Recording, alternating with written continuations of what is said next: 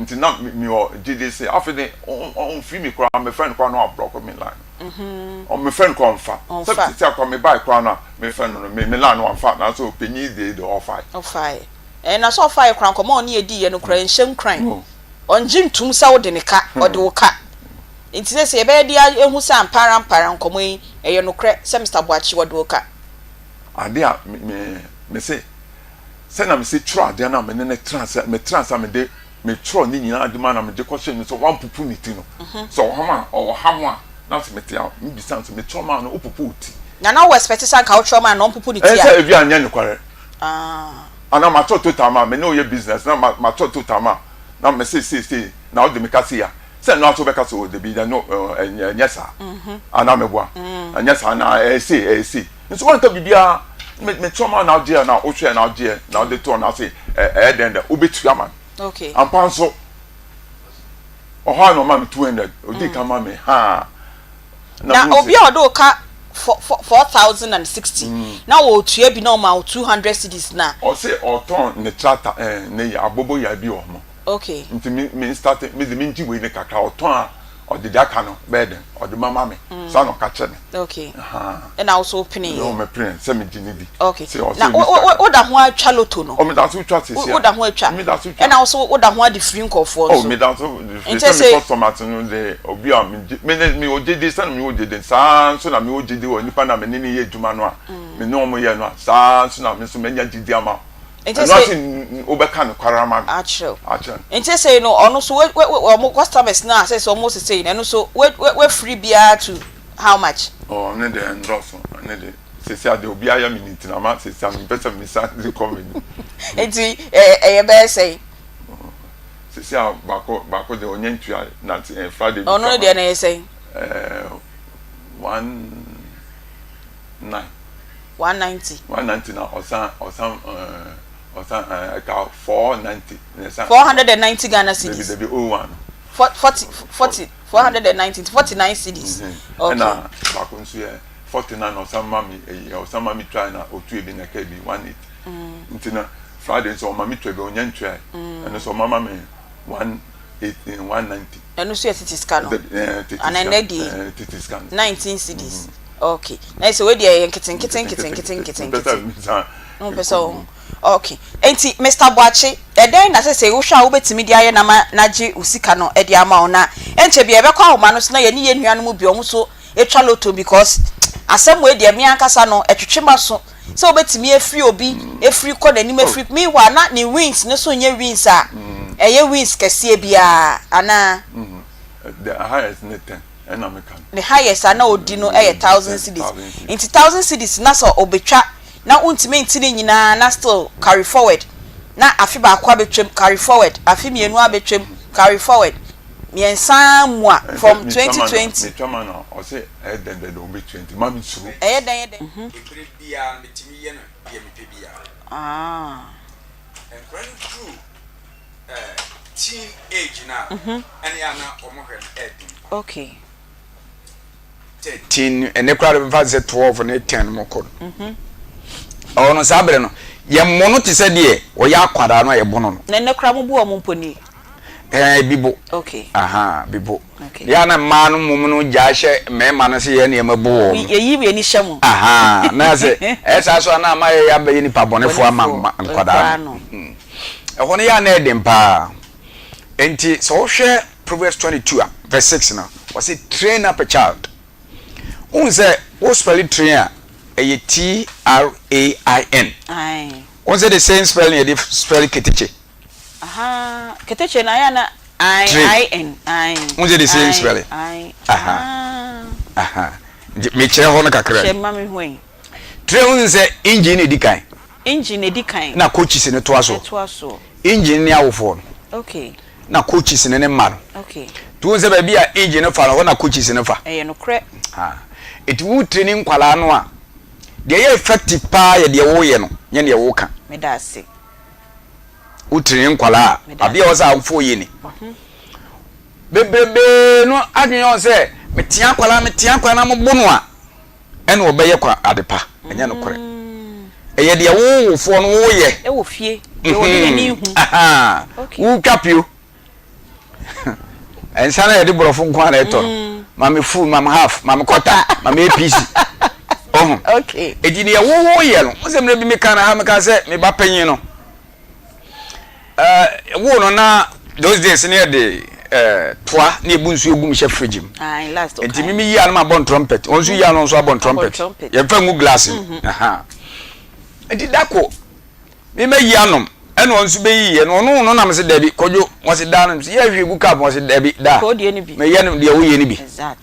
I want many ba mo so na me se dabi ene ye se me pese o se san ji se me se san first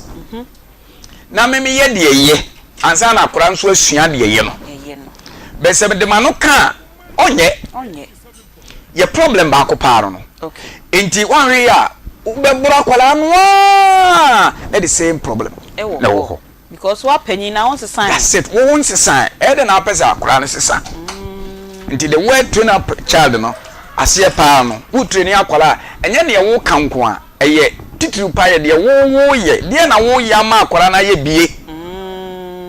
so de na wo maame ana papa no wo ye ma akwara na ye bie so abaya bi yade bi ma sofo bi ena sofo no ene je no so wodan ase pa nyankopon kyira o ma kumpa te se o papa ala ba so sofo dan wa bodua na sofo se ala was me papa was ane was me papa de ne nka me nwale mempe aha ebro fie ne ma jai enya eye no ates ma me so punching back tim it will be say e de na wo ma no be sua to wo ma me ma no be won adwen say aware ye boro okay aware ye boro okay so okay barambo so baako dan wo kan wo kira de school bi mu no se akora be ma bi be school ho na akora ne ya de bi kire ni mate ene wo so mpacho akora se da wo mpacho da anya de wo mpacho ozo obi aka akora so mpacho na teacher ni fra akora class ase pacho ase mempa no so ni obegina ho akora no ene wo fra akora no busa ade ndi na pacho ase o papa se abema mpa obacho di fie no bema mpa obacho o den kora wafom kora oba no na wo se pa no bema cho no because ade o papa ye ni fie no waka kire o no ti ata akora ntim to no mpa cho da ne classmate wo mpa cho okay enti papa teacher ne na di akora ne tena ba bi tu akora ne fuansa enti maame we sa akora ne ba fi na fe wo se bibia na oni ne nua ban ye na plate ball form na akora ne mom e pa ne sister na che be ma no ane na maame ne wo se bibia ba na se bibia si ene wo so obusa na ba na wo se teacher so ma si e kire me sa na maame ne tu ka ba school ho be teacher ni na obeda na se che na de se odana se pa se otimi akasa kire ne pa no na otu ne ba na fo ama ne ba na sesa okay na se no papa eti good ndi ade bi akwa ne firi ho a na afo wo ba teenage na ho na Isaiah chapter 1 verse 18 ye adwuma okay nyankopon ka kire Israel say come let us reason together eti kwani du sa age na we reason with them we don't beat them okay we reason with them that's it teenage years ho no yeah okay why matured ewie tim oba maturity stage no ye mono nemom ye na ye ntaso nkane nimpa nipa mbebere wa really ya se wo tene wo sabo na emema na ya no mo pagya no wa wo so nsa dako na bo nse wo no ho oden chew okay so okay etibasa wo bompa ya mampa ye ne spiritual aspect no na physical aspect no one nkwara ne kasa faranse wo nua ba faranse wo nua be ma faranse wa damfo faranse wo bibia ene ne ntina baabi ene ne nkasa ene mu o pasa abre jano so on tu fu na hwade akra no madam ka kire wo efutuo bi a obande be mam wo nyansasem bi a obande be kan kire wo no won ka se me bane akola ne sa akora no nyansa okay enti hona ya na ye mix se oda so aye mbentinam na mo ni ntino enipem kura mbone ni so enye Debbie okay okay yenye sa okay sometimes me ma mienu ji kana na wo mo ya de a because ma anya ne saa be ma anya ne saa ka je me nsem okay aha satam wa hwe baby atititi e mu bi atiti e wa ahyan atare tu for krom oyi a baby o mu bo game no ma ko wura ho mo wo ho many wo ma jiwa ma chipa ti am teta bugo mo ba na ma tete wo mo an ma hu so ma ko wura ha timba ma gina gate na no se mesene Penyin so kwa na keto anso di akiri so aha enti oba ni sei efiri so ye wo no to onye me mo no da me hwe ni sei na oya ade na me hwe ni sei ohun sa ade a wo ye eye wo jai me di mani that's it na me ne communicate so enti eya ade e wo se ye pa se wo behwe se ne wo mpesa akora na ebeye no menye papa mama njina ho na se mpanyimfo de udru stage bia wo na wo ye opanyini de opesa wudi no ubedi de opesa wo nom no obenom de opesa wo snefo no obesnefo na me bani nti mi tua makono de wakono de bi wo ho a be affect wo ba no enti o se me ye den e wo se wujai ti na me kan se abahwe ne eye sacrifice kese ye pa mama fancy enko ade a eja na bia no nyankopon aye nipa soronko okay amefa we metwam o se ankura ne susapa o mu susapa de on baye daache no nyame ne awofo ne kasa oh menim se de make waje ase so mu susapa yes de mo fra ne baye daache no nyame da na di kire ena ne eja no enya akwada no because onya nnurum pempenso bi nyankopon betimi ne na kasa okay onya nnurum pempenso nyankopon betimi na communicate a nyame ne communicate straight ho na e ma me kotu Isaiah 1:18 no say come let us reason together e che say wanyini why matured okay do say durum na bi enjina nka say omdu teen age na ye monemom ye ne fa dwene ye ne dwene bom okay aha o twene ba ho nti say ono ne secret kura na o ka kire wo so insense because say wo wan kire no a obi ba kire na bonten na wo ye wajen say osa obi ba kire no wa bonten amanafa enti wo na wo say wo gibre sacrifice apart from say wo gya hu mu de na ma urade aya mamu no na wo so wa gibre pa nyabre ma wo de dan obi de safu sisu bie mam we de koma mo asofu no ya asofu no di wo fo papa nti na say asofu no bebe confess enwosra no obeto no nsa ne nkofo otigu no woto nsa ne nkofo otigu ono ne lie onya brema ne de nye automatically wo nya brema wo de nyankopon ma ye hona mu de ne ma wo ti honhom na nya adwuma that's it okay how pa no ti appointment tenkra Debbie okay e wasa hona mu de no do so pa so nya bre pa e ma mo ma no because na nyame agapade odna be jawo a wo hwe no enti nyabre ma wo mo nkomodie wo kwa abrantem wo pon a wo bra no nyese ngusra no wo nti so wo wagen se me ho oden enti me waso de me prigi atiatia mu a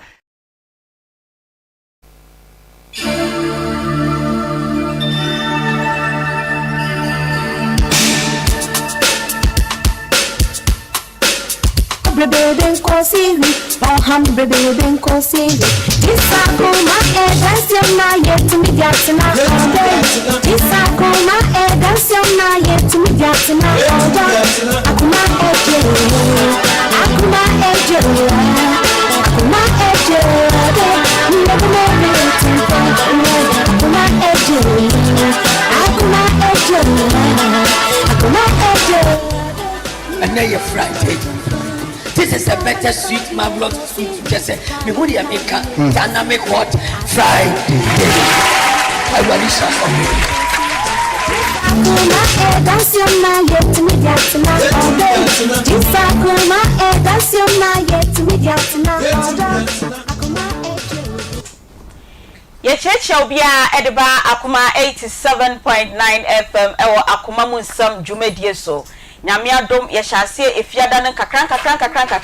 enne yeni ehufiada easy Friday edition of Akuma munsam nim se bebre na efiada dura no munim se asem a ye beka no e ba ma nipa besua de bebre entie da ase se wodi we fidie no e de ato Akoma 87.9 na ubetie yen enche bia nso mo behwe yen e wo Onua TV na mmom ansa na Onua TV die no e betom e de ama yen no ubetimi akọ Facebook, TikTok and YouTube na wakohwe yen e wo ho ukọ no ma na wa share page no e de ama yen se be ya unue bi a owo baabi ono nso ene enkomo a ye ba bedi no obesua bibi e di efri mu ye chia mu nyina e wo kwan hwonko so kra na ye kasa de nyame odi yen abedru eni ye hye January asen kakra ene e 29th November nyame dom ye na sade pa bi chi de ano chese November no ono nso akọgu enti Erade de odo hya ase no ode wo ebewie why ye chia mu a echina mosato bi so amokwa ware nyina ye chia mu e wo kwan hwonko so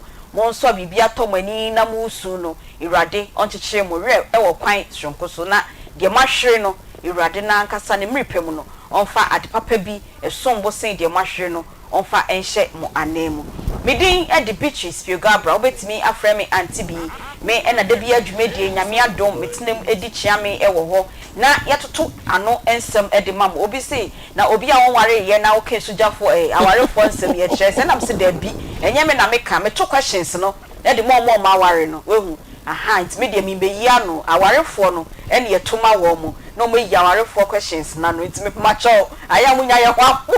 ho abotre wate na enne ubi sasa de asam ne be kan na de me am de animu ne ba be di hu komo esujafo no ene edru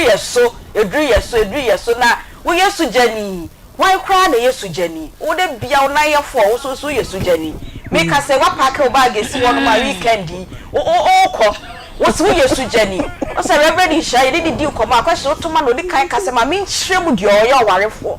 etimi se na ma to ama ne se hwan na yesujani kro be ka sa Aunty Bea ma me nchire who is osujani. To who are you osujani attached or osujani single na pegi me bisa wasem what wo you ho ano na wo ba wo yes sujani pegi wo yes sujani Aunty Bea yes I hire kwa ho hire kwa ho say a simple question wo yes sujani me sujani wo yes sure me ba chawai na da reverend kwate ka say wo yes sujani aka say wa wari sata na me attached inti fiti sabe na watwe mi ense be ya na weti egu ai pegi wonye eti ya mabo nyina good afternoon me pass mama nipo me pass me de question na me si me bisa ana me bisa ne ye me mama bisa me se me sujeni ametimi answer without blinking and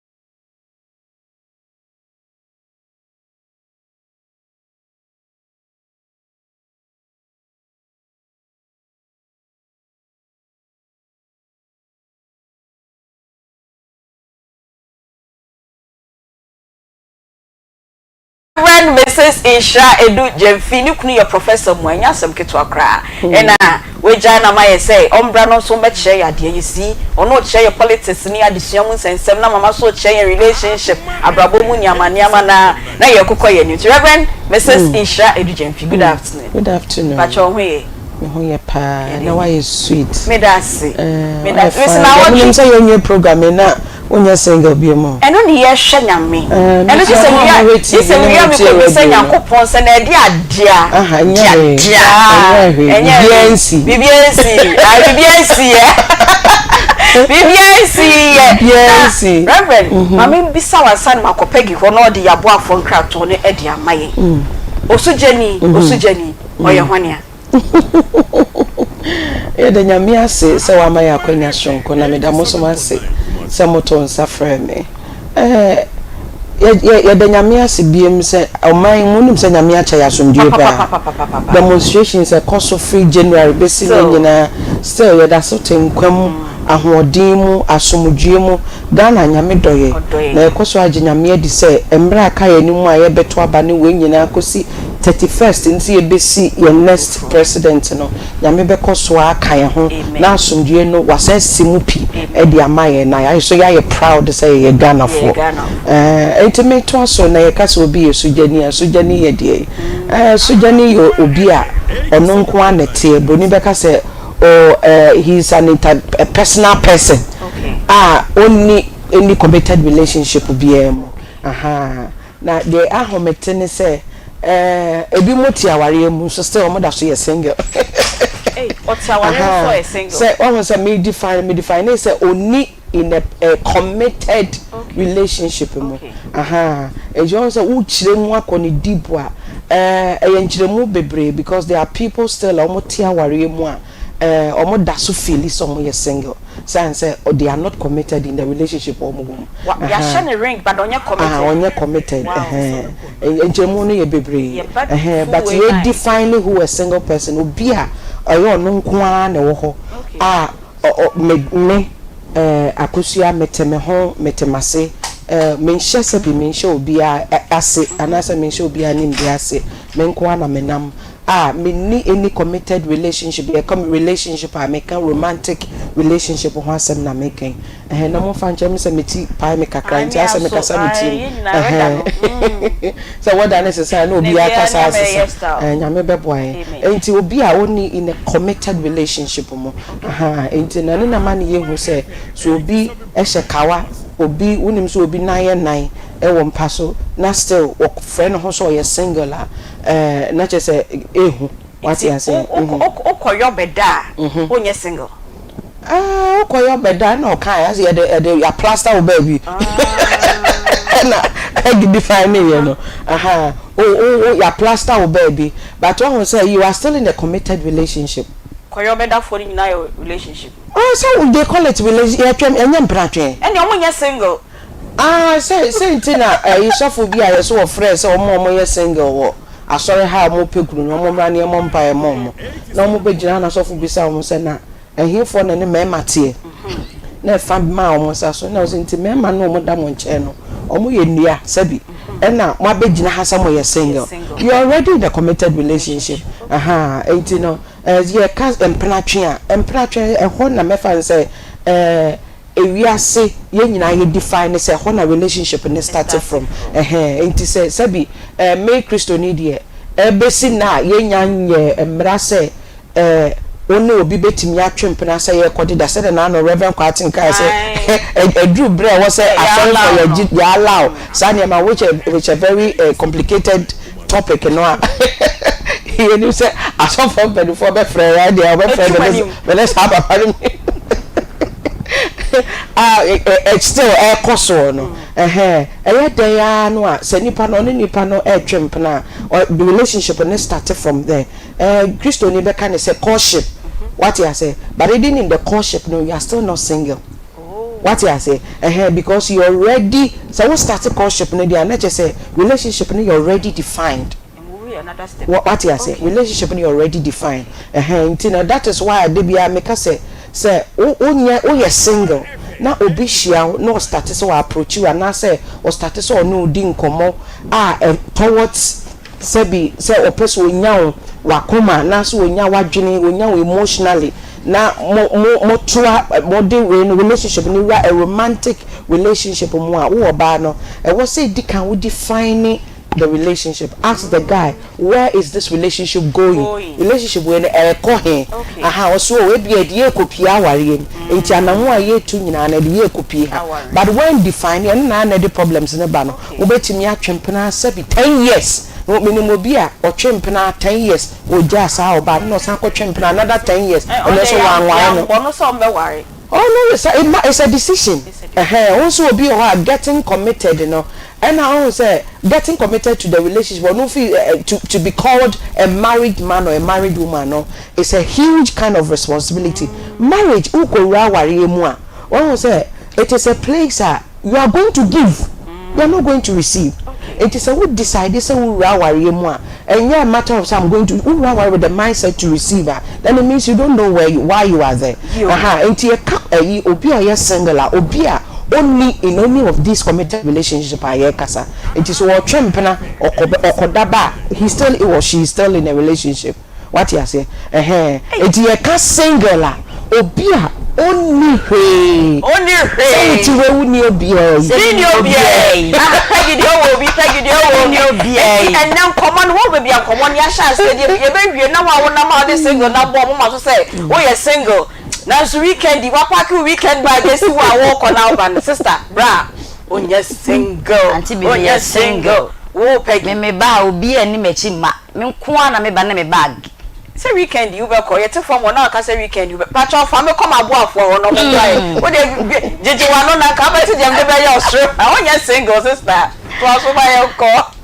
Thank God it's Friday and the topic ni dey say when di anopa ene mesro ewie ye ntwa mu kope bi di enye sa de a eye kasa yiwasum na nkomo pa na ebebo no osoro ha na ewie ye nyina ebehu ye gina bre ye nyina wo fie he nyina ye nyina ebehu ye gina bre ne senti ena me kanfo home sisia legume for Tom Brown mo de aba edwama so e de ama o me se e da nkasa ena ne ye so enye ya e se hwam ne senti no efiti abofra wodi abosume nsia ekopim mpanyin so ebetumi edibi eye wheat emo ena soya bean ena home sisia legume for e de aye Mrs. Opebi etua for wani eche poku trading ana kejetia store number F3280 store number F3280 gate 4 okohonma obenye bi ato Dr. Mensa store number C14 omobe Oson's chemist Edum PZ spare parts lane ana Edum Pampas so ultimate lane KO4 emfa wani enche adishe market atonsu tanoso offenso ene ebu akwaso so okoho obenye bi ato misi de ehia ne se odi esija so ubenum asimedua sape unya nchene na unya milk ene esichie na odi fra na aye ready to sell misi udu efie bim na otese enkoda no omo pempem omo am no mo kase we want more enya ade bi asonko ene omo ka nemum eye home sweet cereal legume for Tom Brown mo de aba adwama so ubetimi afrom on numbers a edidi suoi eye 0246 697358 0246697358 and that's 0546 921728 0546 921728 power specialist heba me say apomdi wo ehunhia pa because so wo sika ana say wo ahunya de na say wo yare a ye kwa untumi emfa adekro no enko bi ye dwane so a untumi enko eno odwuntuni ni say se wo sika na se yade eche wo a wo be yedai e na wasene ehonom ne senti for woni che power specialist e ba for asoye se yade bi te se hepatitis B yare no e na etete wo se brebo no e na ye kese sciatica yade no e na eni wudi asia ukona soye a obebo mbodin na watu ase e de ama wo se dompenum abu anase sasabro e na etete wo osa eni kompoya de me se otenete ne senti 2022 Dr. Akusu Edua ya ohene yere papa bi mama 1 ono ene ebo na baso se mama mo obomboden e de ahama etu hepatitis B yare na se misi se A B C D ekopim E ukona so ya mama behwe na wotu ase e de ama kumase for enfo wani nche lake bosonchu kwentimpo ne so fe yi ase kwan no so omo ben Jesbo filling station ofuka na wo se obesi wo aya junction odroba ni no obesi na akra so eye kwabenya pokuase ACP main road na takwade so ye Anaji estate omo be Anaji MA primary school no osade enupa bi abadwa so wona malaria ache omo anase se wo honam eye wo ya ene kope edua ya malamis ni bi enonom Heberton herbal powder eno so ye immune booster support energy eno eye memedro wona won kwama wo for meman entimi entu etuo pepe no okope jika ni yim no ma ebebo mbodin na di wakagina mu cough care herbal mesha eno so etu ewase na edua ya herbal tonic wona wanumu atoto nyina enkope bi ento ne dodo mu fo ni cha misi herbal ekegetiam room updank ekegetiam room fredmens ekewo dani herbal eyemroom na colinax so eye ashtown fra ohene yire ewo numbers edidi soyi 0244544422 0244544422 anase 0200383831 0200383831 Charistic Ventures for some men can choose say yare bi te se ohonam na ye oya ensa na gu wedie nanim se wanumu atwo ohonam etwetwe onam na do na pempem for osesiatica malaria na etete wa for wani che Charistic for asoye wono na de Zahara mesha aba edwaman so hindi heba so wona na de baye na Zahara man capsules na Zahara G okọ omo asoye a onunum bia ebeboa na tu yade na ase ede ama okra ne dodo mu for wani che Okanshi Drug Lane ubenya bi atu anase fre doctor ewo number se didi soyi 0246 348334 0246 348334 anase 0248 569335 0248 569335 Grow fine me din one dance say Dr. Menses if he say aboa amayense boya wona na ewom no nyina etu ase ye ne ana fibroid yare no etete yen na awo ho ayed na maye no grow fine adaroma ene yawo ntafo awo ahnasa enti sa wonte ya mese wona mafiefie obete se kare na mu grow fine odende meso eya no wapinchen ka na fi se ebo no eda form kra se eye namness ene etete wo eno na obehu se wonsa ene onano eye otitiriti oya wo se eye ananse meso namness yare no ena eye achew se wonumu atoɔ gye se wokotwa bi ansa na wotimi edidi a ene grow fine ebedi wakagina mu se untumi ena anadwo so akone kope grow fine ni bi enom se wonsebo no so ena entumi mayi a kope grow fine ni bi enom se ensa egugu wedie nani na ode afi eji hu dwidwidwira meso eye fi ena ya ba mojanum ope grow fine ni bi noma ebebo mbodi na tusa ohaw ni nyina ase ne dodo mu ode wani ebeche misi heba ekegetiam room updank ekegetiam room smart heba eye oboase PFA pharmacy Kolina Keba eye New Tafu Road ana Kenso Keba so eye Accra ubetimi afre doctor wo numbers edidi soyi 0244 596532 0244596532 grow fine or it makes you grow fine Posa Travel and Tour Company so wo pe kwan etu kwan akwakotina amano ne akobo obra anase okofa enema akoton anase opese okoto wadi sua so enem so tutumika nefa wani eche posa for asoye mesi bra ewom de obi ebu ne yonko efise o man ma ye de nankasa nti obi pe kwan a obefa so enya no ho entwen ema obi mfa asokwa ena ne wachenchena for wani eche posa for asoye na kope ovesa na ache no ticket nsensem ko omasoye ombebo mboden na omotwa bi ama so ye international na say domestic airlines ensem nyina okopoza for asoye a ombebo mboden ayesa na emani nyina ede ama for wani che omo asoye ewo so amazi ombe Matias Junction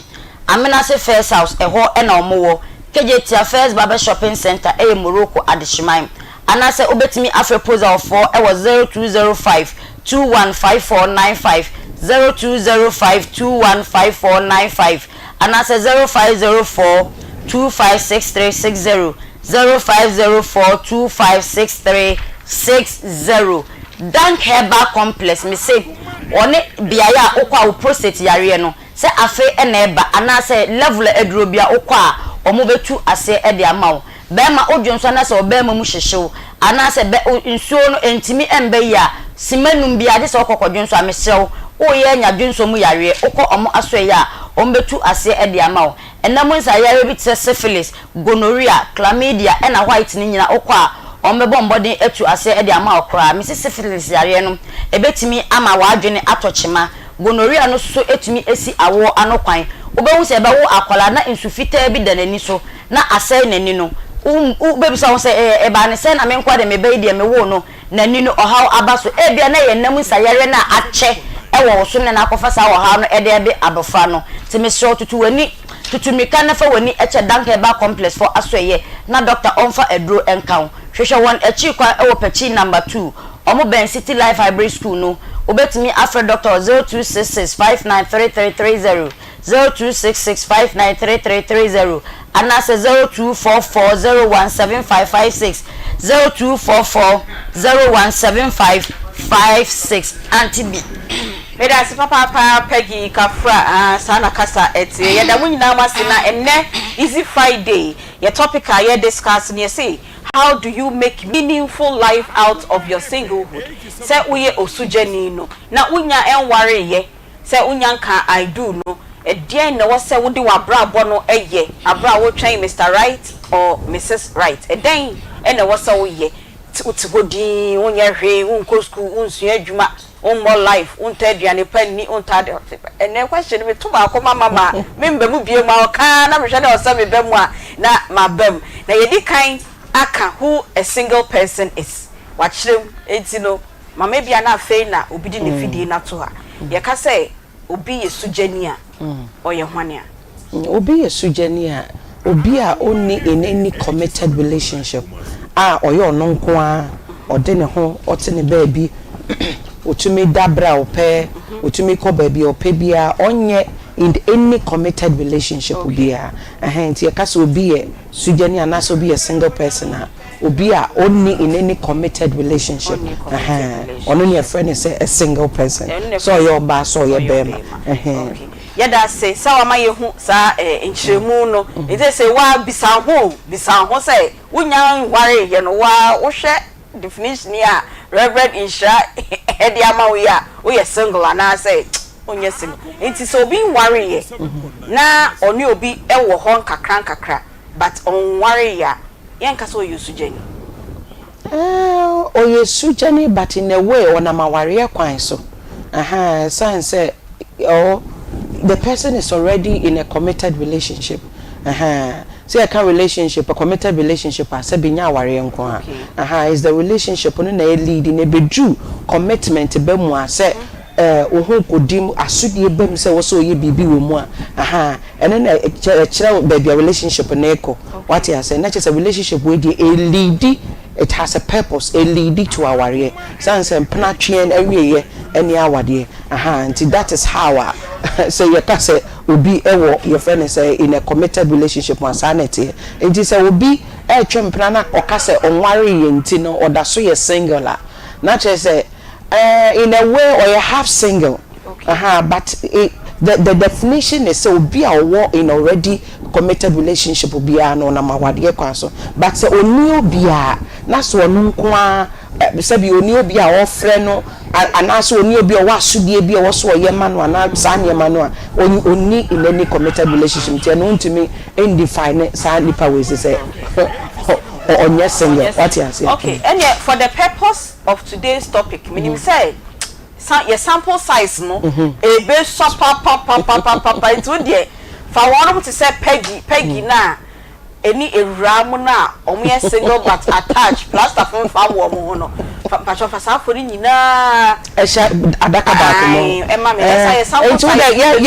yan fanu sa say I mean say relationship no say be say nipa no lead to our dear but one say na no say ye di nkomo na meka bibi say nipa de no say enu aware anasa munya nware ya ye ka cheating ho asem who is cheating on who because we are not married what you say and no your definition of how the whole world would define it but from a religious perspective no obeka say I mean say obi yasisa aware ye nam kwan so menim say wona me no wo bobradia we are already in a committed relationship it no sorry anopa metimi afa Aunty Bea na we oye adwuma kra bi obetimi afrew what you say no bi a wa text no e bi a me wo nti ye pon a mefrew these are the committed relationship I can ho asem what you say but say what you will be amfrel and you will be amfrel so obeda adwuma ha 4 days you go be abisa some papa na ma what you say enti no and no your friend say oh you're single but when we say being single is not a curse. It is not a curse. Being single is a season of life we must all embrace. Because a season you may never have it again.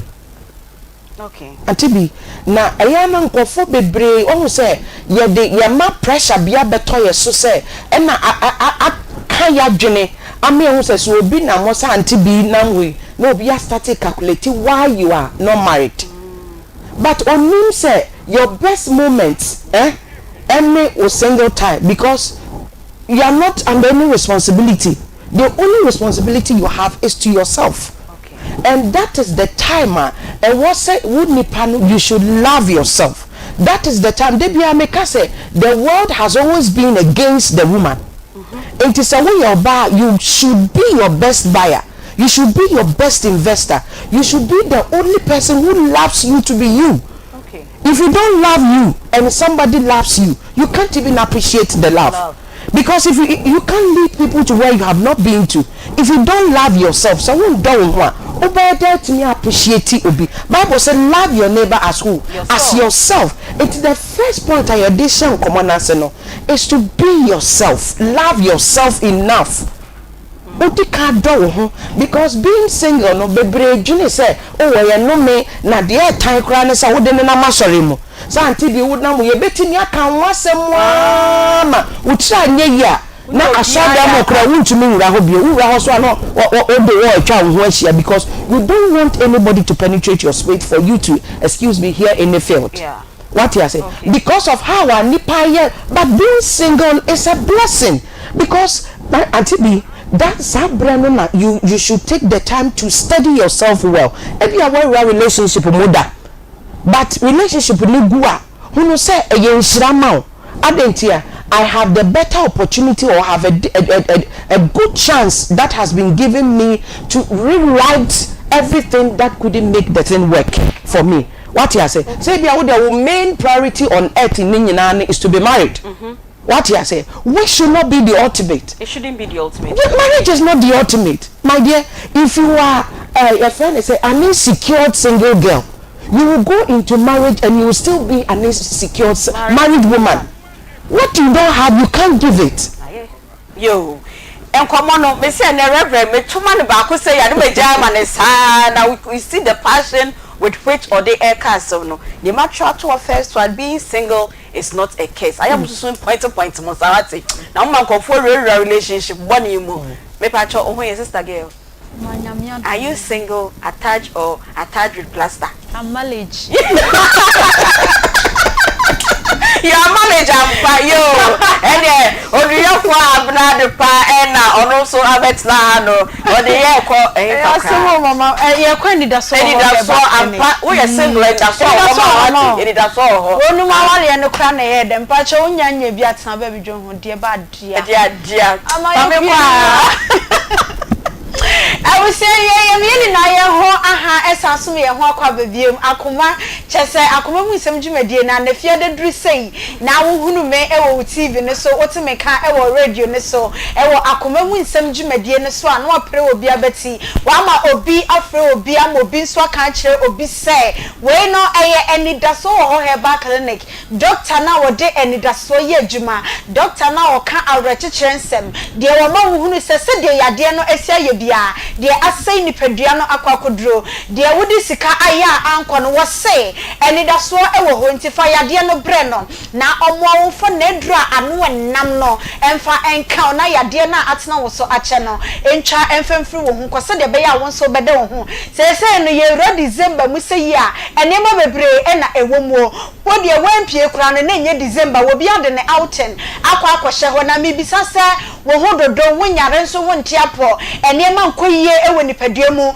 na wani da so asan esan yade a aba betena wo so a enkrofo ekọ outing wo betumi akobi ama na ye ana enu nti e na meka se ewe die wo hye ye sanse doctor na meka mfo no ede ema wo no wo se enidaso ewo ho nti yade no edwane ede free nipadua ni mu a enya de se ebebe biem nti yede enchia sonko efe ede free elder doctor owusu ho ede ama wo no ena ye kwanchefo panyina wo da enidaso ewo ho herbal clinic ano afei je number ni tew na aya wo ne doctor edi nkomo ansa na ensem bi wo akire ye de atwa so yetena sese ya numbers na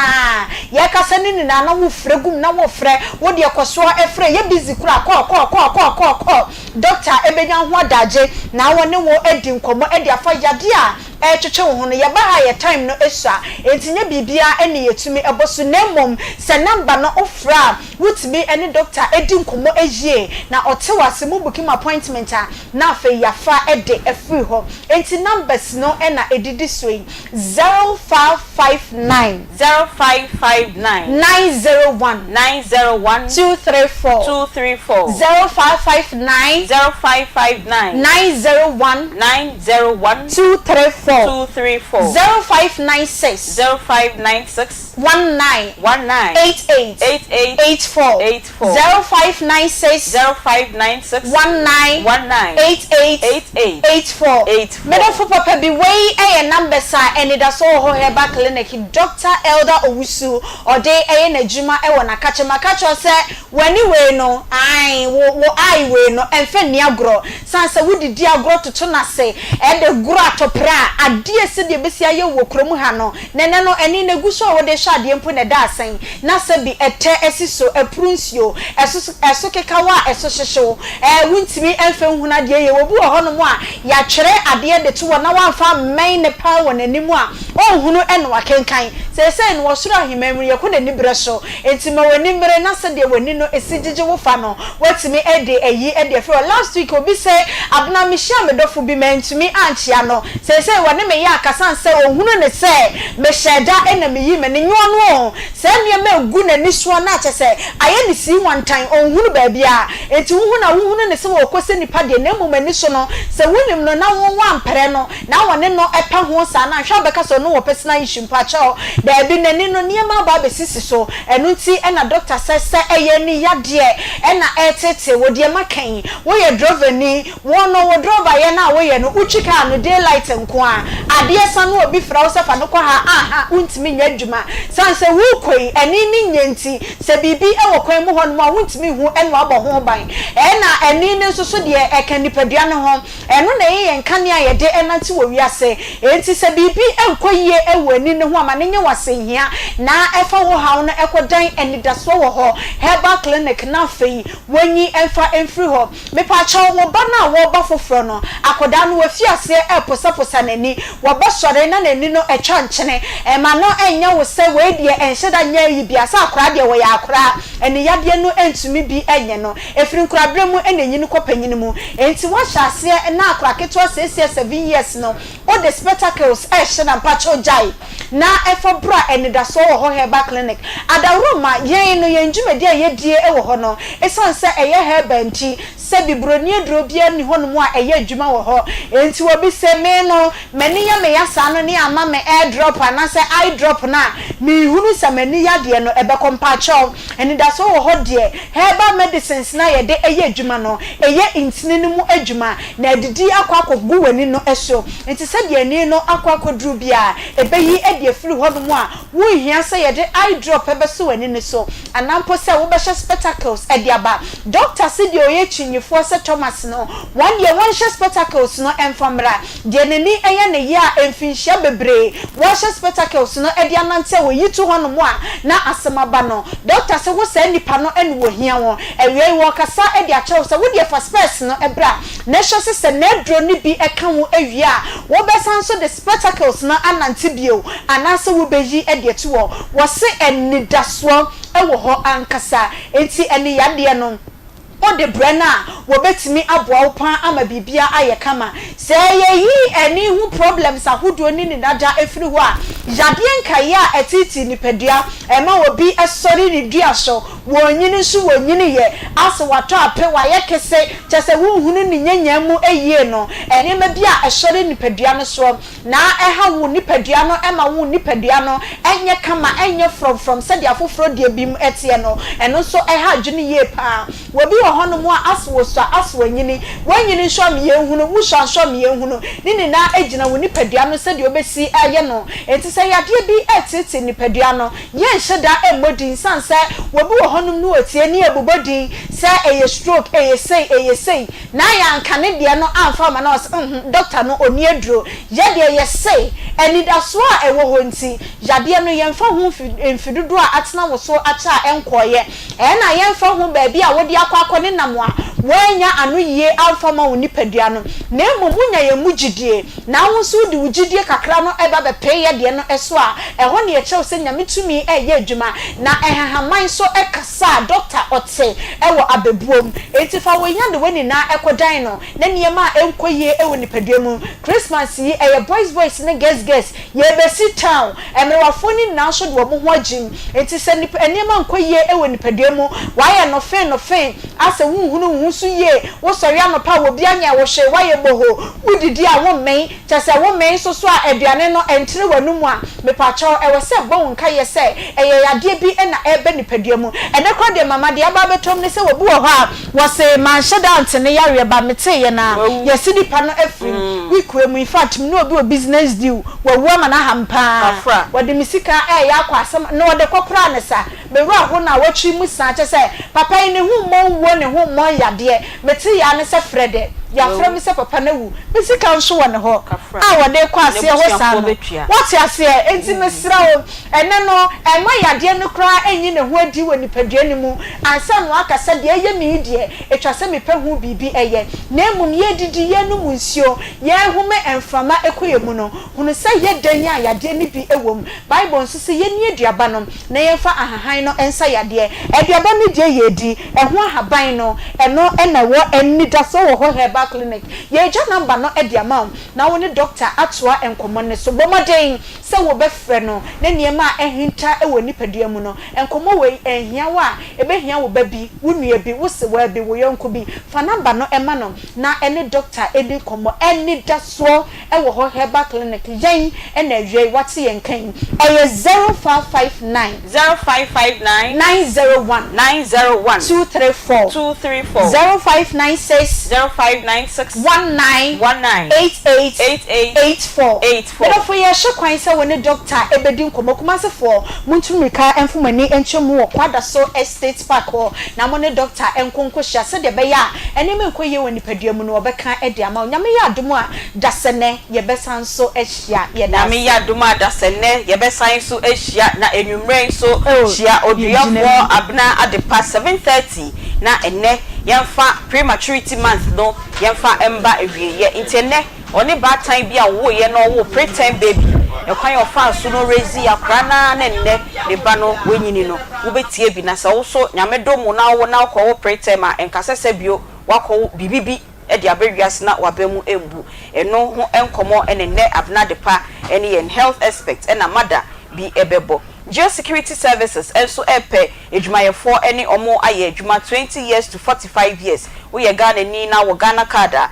ko Geosecurity Services na omo no enye ejuma enkran tema ena kumase ha also utimi kan brofo otro brofo na utimi de brofo enso ekasa na uni boni undi boni bia wasam ewo police for ensem why security ejuma bi da ebeboa wo papa o ma share recruitment exercise no asidada wo kumase a ko ahojo omo ben Golden Bean Hotel honom ko honom na omo mpe ejuma emfa emma omo hostel facilities enti so fin crime po tema na se yefa wo kumase a ombe ma obabi ada omo fa security officer ombe tioka 900 Ghana cedis security supervisor enso 1002 Ghana cedis for omo number C 0501 095580 and 0241 415890 Anchor Aviation and Professional College and Sabra na yensha wade e travel and tourism airport operations and passenger handling cabin crew and health and safety management koho na omo enkoche wade 1 year na omo de trade no mu wia no mama 3-month practical attachment wo wie pe na wenye adwuma ba ye so wo wasi anase higher qualifications be to say HND diploma fufuro bia ana degree mpo na pesa osua saade we e de ka ho no ma akwanya no ewo ho omo main campus no ewo West Fijai Takrade one Dr. Amwa clinic no na edi enhwani mu enkran or Joy Link Travel Consult honoma don born again ho na owo online options enso ho untimi nkonkran entimi nkotakrade wo kumase na pesa osua de a abefo efidie no so betimi ehia de ewo ho oba akoma FM ha forms ni bi ewo ha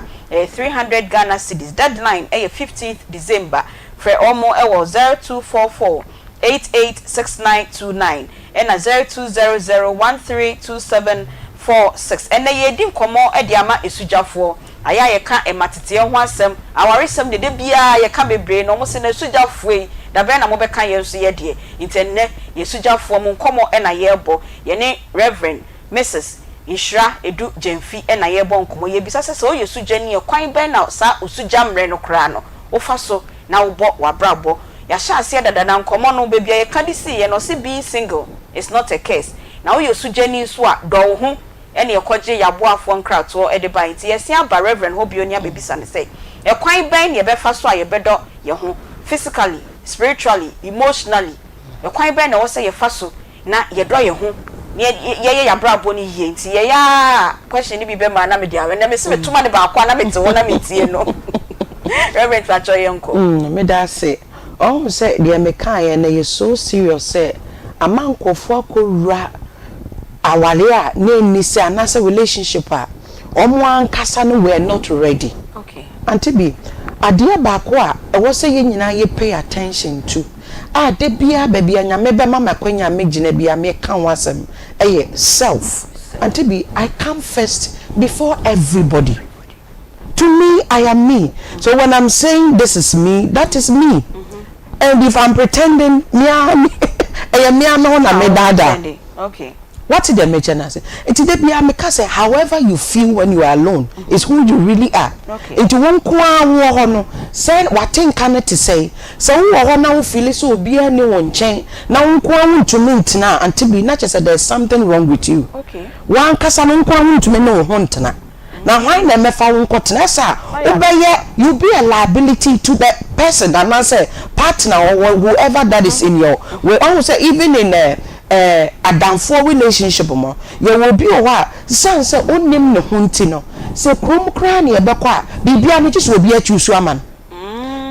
we are sure some papa we be fatame we are sure say atade e be fatame hairstyle even when onu akase be hunu say this is me and embrace be okra de nipa no recommend no or recommend it to suit onu ani own taste. Yeah.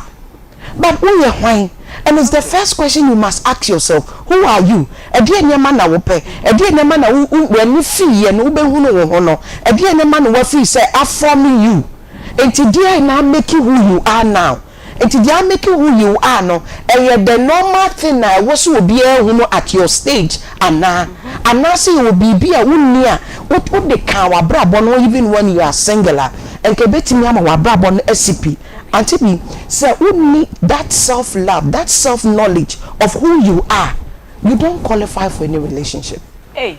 Yes. I see. Aunty Bea, because what you don't have, you can't give it. Okay. Because say you be na betimi ama wani je. Na Aunty Bea wa wo ho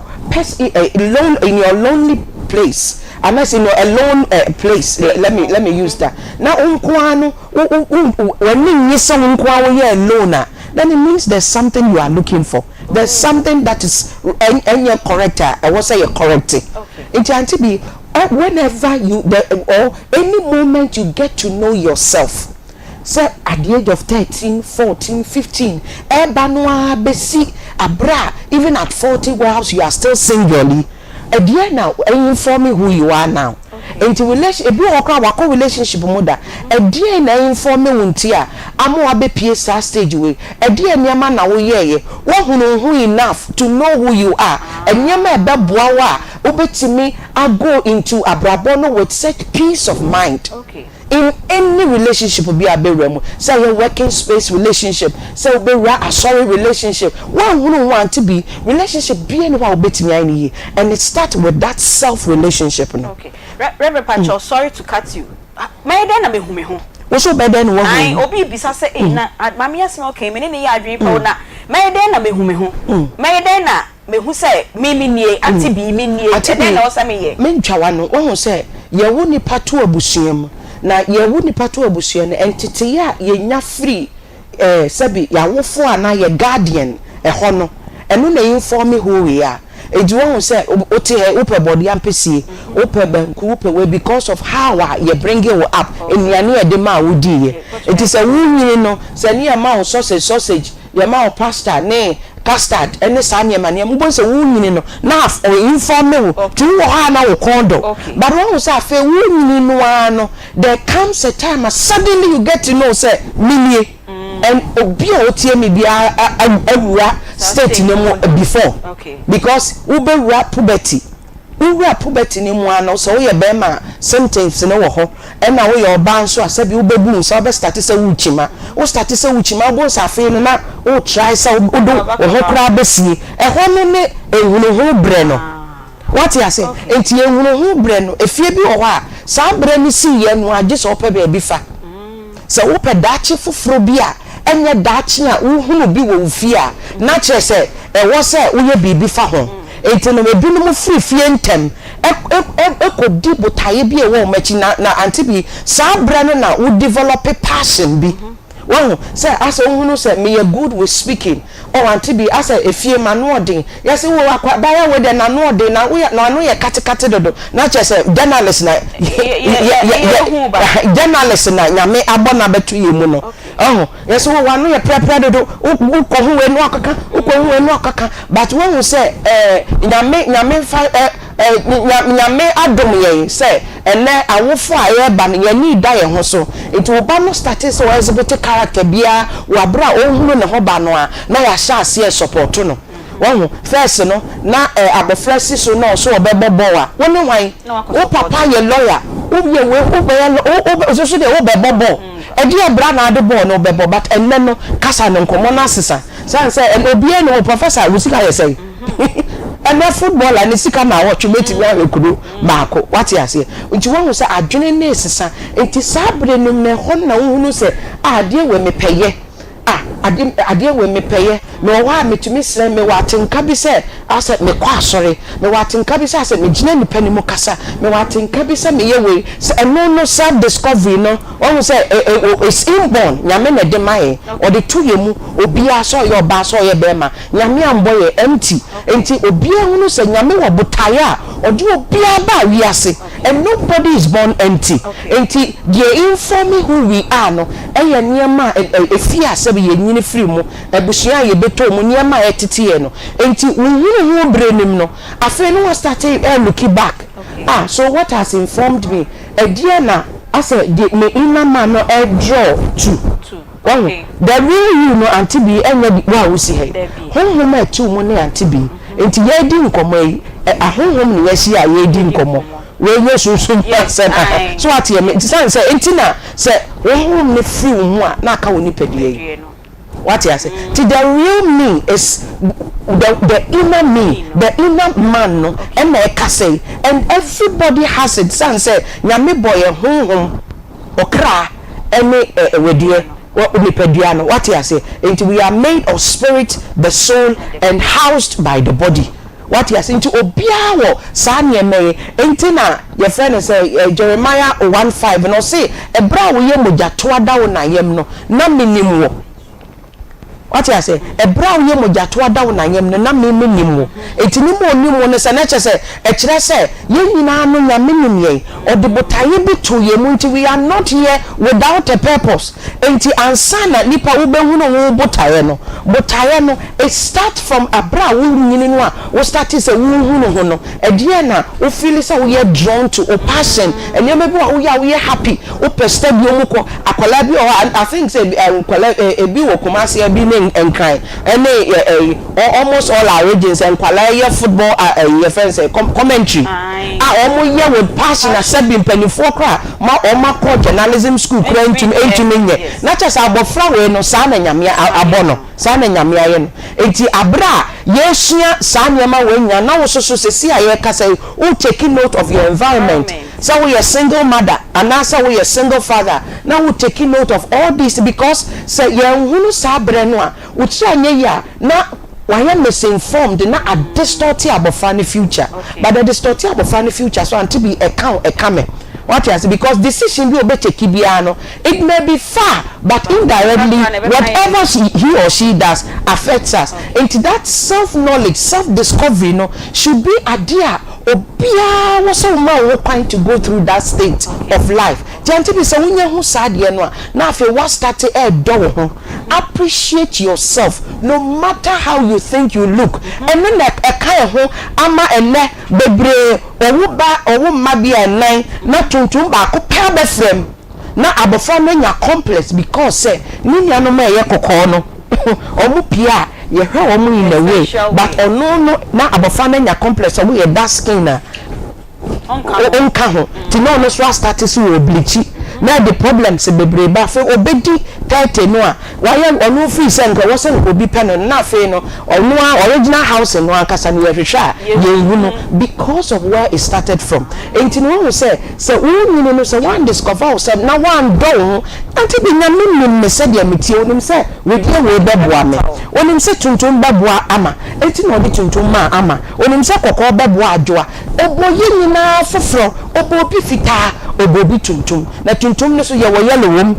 ye wo coffee wom ye obi tumi share obi tuntum so we dey this is tuntum what you say san be so tie tuntum broni sa and na wo should to me share obi who say we dey no ho ofe but no matter how you think you look or no matter what you see in your mirror, the real you is what you think you are. That Bible say as a man thinketh, so is he. And he said you who be a son out here. And that is the self-discovery no American self-love. And who say now here and to be do what you say hey oh to say be say jinari him na meaning say me akosia me say na no person yeme. It is son or the mommy Aunty Bea. I would just have to find a way to feel beautiful. What did they make? It is I would try so we look down on yourself. You see other people better than yourself. And then also na de complex in ban. Aunty Bea me say hey, ebi amako US. Aunty Bea be na ope also ebi atoguchi bag brem. Aunty Bea ebi to you know what makes you who you are is your designer things that you put on. It is a copy environment to be na your inner self with that self image in one and what's a project for the world to see who you really are from the inside. Your friends say Gucci name count one not why you disoriented it to make a share be no kuta fake Gucci now who place priority on that one than what you are holding because your inner person is not okay. Your inner self is not okay. Yeah, that's a part. Me say the question me to the back. Me say the bia me no just say Reverend one be what topic we mu crowd do na me match ye twa ye ho enko ukọ ade aka eche no e do so say de yaka no ye kwa agozo herbal na ye ni doctor di nkomo kakra bi ye ba betoa enkomo no so. O ye de mejo so Aunty Pacho haboko na nam yonko ye nim edwuma ya ma ahwefo nyina ha unim say agbozo de yes no man has expired date at the be said the unim na ye no ye moto no yes no man has an expired date. Good afternoon edumre say anai was say de apomudin honsem e de brew na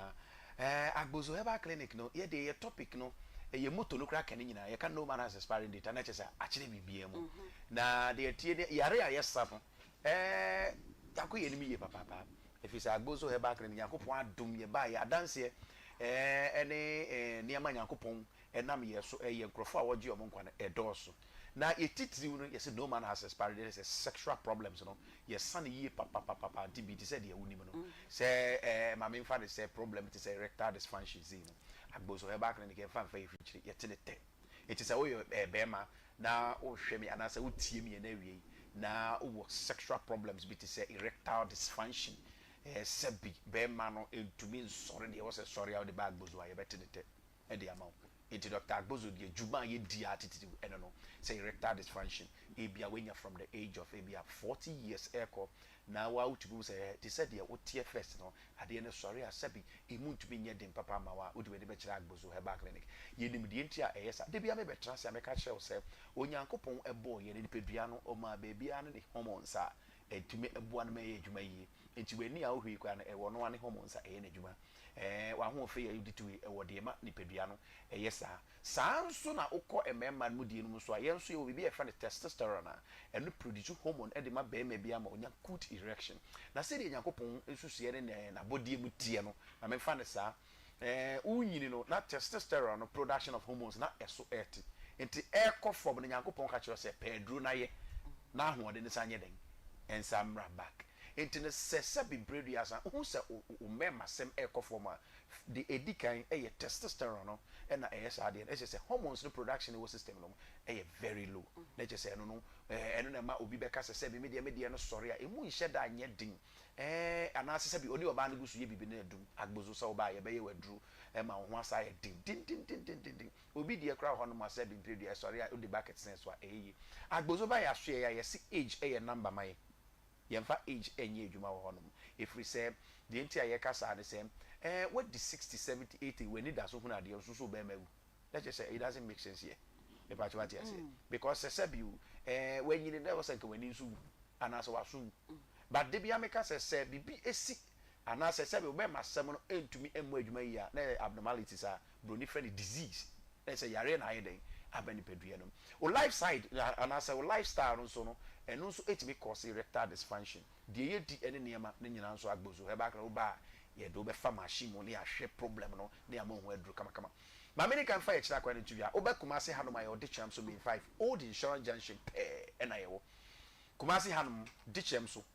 May 5 old insurance junction ene ye wo Kumasi number is 0553 41 77 52 aha number is 0553 41 77 52 and oba enkran ya ye wo kwashima ye ben kwashima ahemfie no pe na ye ben kwashima ahemfie kase no eho na ye bo adwuma enti no udu kwashima na okasa Agbozo obo sakora ketwa kora no akiro se wo mo eno mo ho no efise ye bua mema ene mai papa Kumasi and I crying sorry 0241 75 02 82 and crying number is 0241 75 02 82 and okotema ye wo community 25 Savannah Junction tema 0557 40 26 96 bia na o pressure kosoro bia o high blood sugar ama why sexually weak ni nyina ba Agbozo herbal clinic ye beboa wo yi papa unfi ye wo ya anase osisi waposo nyina ye wo ya ni nyina no poor blood circulation to be causes na member bia wo severe joint pains and waist pains bia no ba sa wo member sem no so timi affect ni ye papa o ye oba na se fibroid eda wo yim why scan ahodo nyinara anase wan madru bia entumi nkwa be pa chobra fibroid no okay wo mu ahodo yi papa ntuba Agbozo ye test ne ye hwe the kind of fibroid awenya ye be mu adru na anane na fu yim kama na so why them wo to prostate enlargement o ye be ma na say wo hwe me from the age of 30 I have been saying say prostate no bi bisa say doc dey na dey ba prostate any specific cause bia any yare e dey ba na mum no unyini no na prostate glands no na no so enyini na PS no so enyini kosoro enti wo sa num adu na ema no me normal eno na say one page da hwentem a ubon se bi wa ujunso ntentem junso de no wanka ho a na oye egu ho ne sa oye oba nso a urinary tract infections eno so tumi ma ujunso ntentem be ma nso urinary tract infections so etumi ma ujunso wo junso mo problem bi Agbozo ye betumi abo mpacho Kumasi am say Kumasi teachem so May 5 old insurance junction number is 0553 41 77 52 Kumasi is 0553 41 77 52 and na enkran kwashiba 0241 75 02 82 and na tema is 0557 40 26 96 Pepacho wan ton yarea onya no edu de bia meka yare eba ebe wi aw say ebe ku na sell intimate na ho wa bra bozo herbal clinic yete asema sebi gonorrhea engu ani ase mema na gonorrhea anase infections edini mu ache no ene na ya na mo mema no so ate na ye nkitin oba bozo herbal clinic ni gina ye hwe bia na infertility how bema wakwakoye sperm analysis yes so sperm no wo form anasa hoode ne enye pepa acho oba bozo herbal clinic ebe ye waduru kama na oso watumi ayeden awoba awade ni nyina no na de bia meka se de ye ni munyam kese no na eba eka ho ye papa yade ahodo tutuo na bozo herbal clinic yesa it is a oti yenka enawie ya e wo se wotu anamom ye adwuma de biara from 7 o'clock am and pa na yapon 5 p.m. ye share adwuma se Mondays ekokopim Saturday Sundays no after church baby a hwe me afiri ba wo ye oba wo ye be ma me pa cho brag bozo na ye hwe na yade bi eda wo so no ye betumi aboa ema na afiri so premature ejaculation na obi a wontumi sustain erection and as I said obi a oni oba ye bibia simaka kre bia na ba besene pim eno ano no na obi nso wo hono mu a sebi okoba ko wo so kominu abrante from the age of 20 kopim 35 40 die wo se mienu miensa na oba na wo se be madi nso mi ka sei wo ko ba ko pe eno ano no just 5 weeks and as a 1 month e chiri ansa na oba makra so asori obi wo no medo ahomachi a no erection ato agbozo ye be boa oyi papa e bia sebi me sei sebi onsa ba ko aju onan ajuju ni nyina no untumi nante wabubu egu hono oba agbozo herbal clinic ye beboa wo esi kire wo mogem ma o pressure no so akosoro ama enu tu me masem aye basa oba agbozo herbal clinic ye bebo agbozo ye si no man has expiring date ment na se ma yade 2 cdb engu wani mu ase na yade hoi ya papa yi enti me pa cho numbers no kumase ha ye tena se pa from ene ya eko ya ye adwuma gidigidi enti wa wantumi ama ne ochina nyame adoma no pa from 7 o'clock am no we share agbozo na ma hwe kama na ho ato me pa cho frame was 0553 4177 kumasi anu 0553 4177 and cry 0241 75 02 cry 0241 75 02 Them is 0557 40 26 and 96. Yami am not Shina Kumasi branch Hanum and I cry. Yes, screen is a hood winner. Yes, screen be up as obey only pay bra. Ye baby am free. Ye de kodi brunya enti ochina e kodi nyina no ye free screening opeso hwe prostate opeso hwe liver opeso hwe problem bia opeso hu ni pedua no nyame adom ochina e kodi nyina ye free screening ka de pe na ba ba den obaji we no enti ochina nyame adom apese free screening ye wa gozo he back na enti fa numbers na bi na be screening bi na hwese problem ben e na e woni pedua no se wo bi a ye be treat am na free wo e na se o ba nso na se wo bi dada nso a mensuru premature ejaculation no erectile dysfunction agbozo di buy asua 3 days a week na che say asovia we are the bu adwuma na no oba besia sebi menstrual disorders ni nyina no ye menstrual cramps no eba na wo de buy calendar de bia na ye kan wa enye kra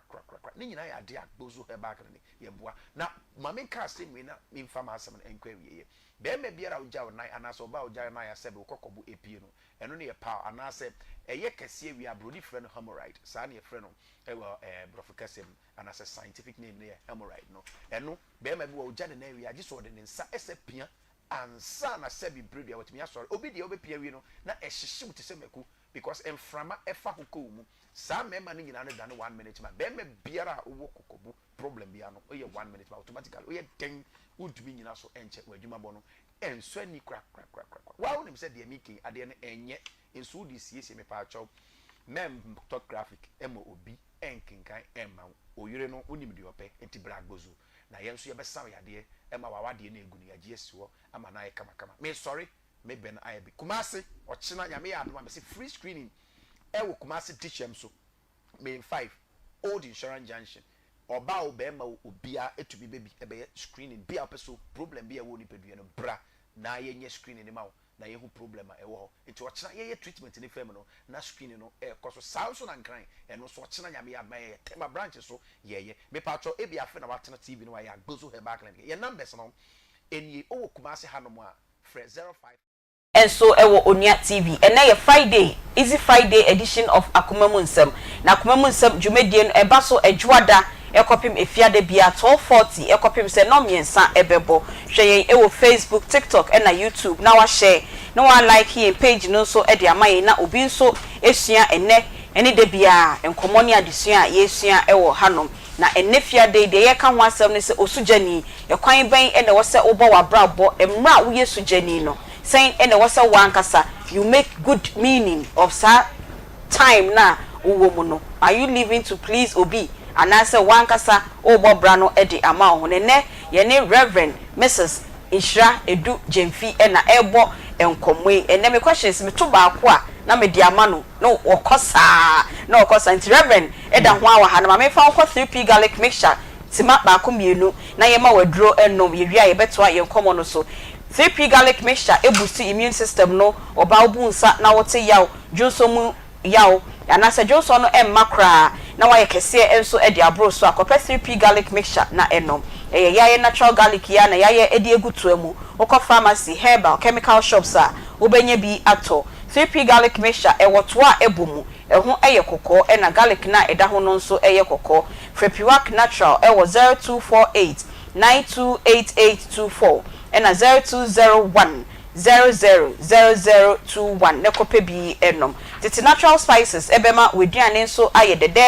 ede amount eno nso eye natural spices akekedro garlic ena enkitinkiti jene ene yede aye titi natural spices no esam enim enchine nim kalabia enim Food and Drugs Authority enso ehyasie ukodwama nso a wo se opetiti natural spices now de aye weduane opedudu etu a frɛ omo ewo 0245 580957 agbozo ni edi nkomo se ya no se nkancho se free sabre ya ekopin 15th December oye free health screening ewo Kumase any Accra branches ni nyina ukọ hono ma wuntu ahwe odi fidie papa ewe hwe oni paduam edi ama ehu die koso ewo oni padua ni mu na wama wo ho enro enso edi anom Kumase odi chenso May 5 Old Insurance Junction kwa na obehu omo numbers no 0553 417752 ena enkran so owo kwashiman obenyo hene na himfie ho frɛ omo 0241750282 yes I call Reverend Mrs. Ishra Edu Jemfi ho na yenka yembisa say physically no sa question na me bisa ye no me ye single me hu awie me do me hu physically again how do I present myself, how do I carry myself moi day na wose me ye me hu na me hu say I'm enjoying my singlehood. Well say edi kan wo be hu say you feel comfortable and confident alone. Okay. Unkwa wo ha hu say you feel comfortable, you feel confident being alone. I mean, how with other people's spaces. On dry say obi ni wa say wonya okay. And you are comfortable and confident about it. Okay. It won't say no Aunty Bea say upia. You have your own opinion about life and what other people say. So when I make and say what you may build that comfortable state with yourself and confidence in one tough skin. Okay. One will say because when you are alone, that is who you really are, and that alone moment, you know, the self-consciousness, you know, a bar. Ubon say, "U feed inner self, you know, with a dear a year positive." Okay. What you say? It ubon say it gives you that confidence. It's just like a confidence. It just like a Christonia. Wabom pie and as will be a call a druso and I work on traditionalist. Say be a person you be born and I saw person BB. The confidence with which I unim say would be peer free at the end of is coming from the faith to say maybe I may call you know a baby. What you say and Sason will be bomb pie as Wasolian and draw bomb pie about something you are looking for. As a believer, upia bonte with every confidence, knowing that your God is in control. Okay. Until you walk out with full power, full face, with a straight and a strong face with a tough skin, knowing who is backing you. And nobody told the young say, I get backing. Who is backing you up? So when you know who is backing you up, you move into every space with confidence. One thing I must let everybody know is say, life is lived in seasons, not in years. Life is lived in seasons, not in years. Obra brano. Seasons, I don't know how to explain it, but brano name enye ebre se a friend say afini into obrano enye afini name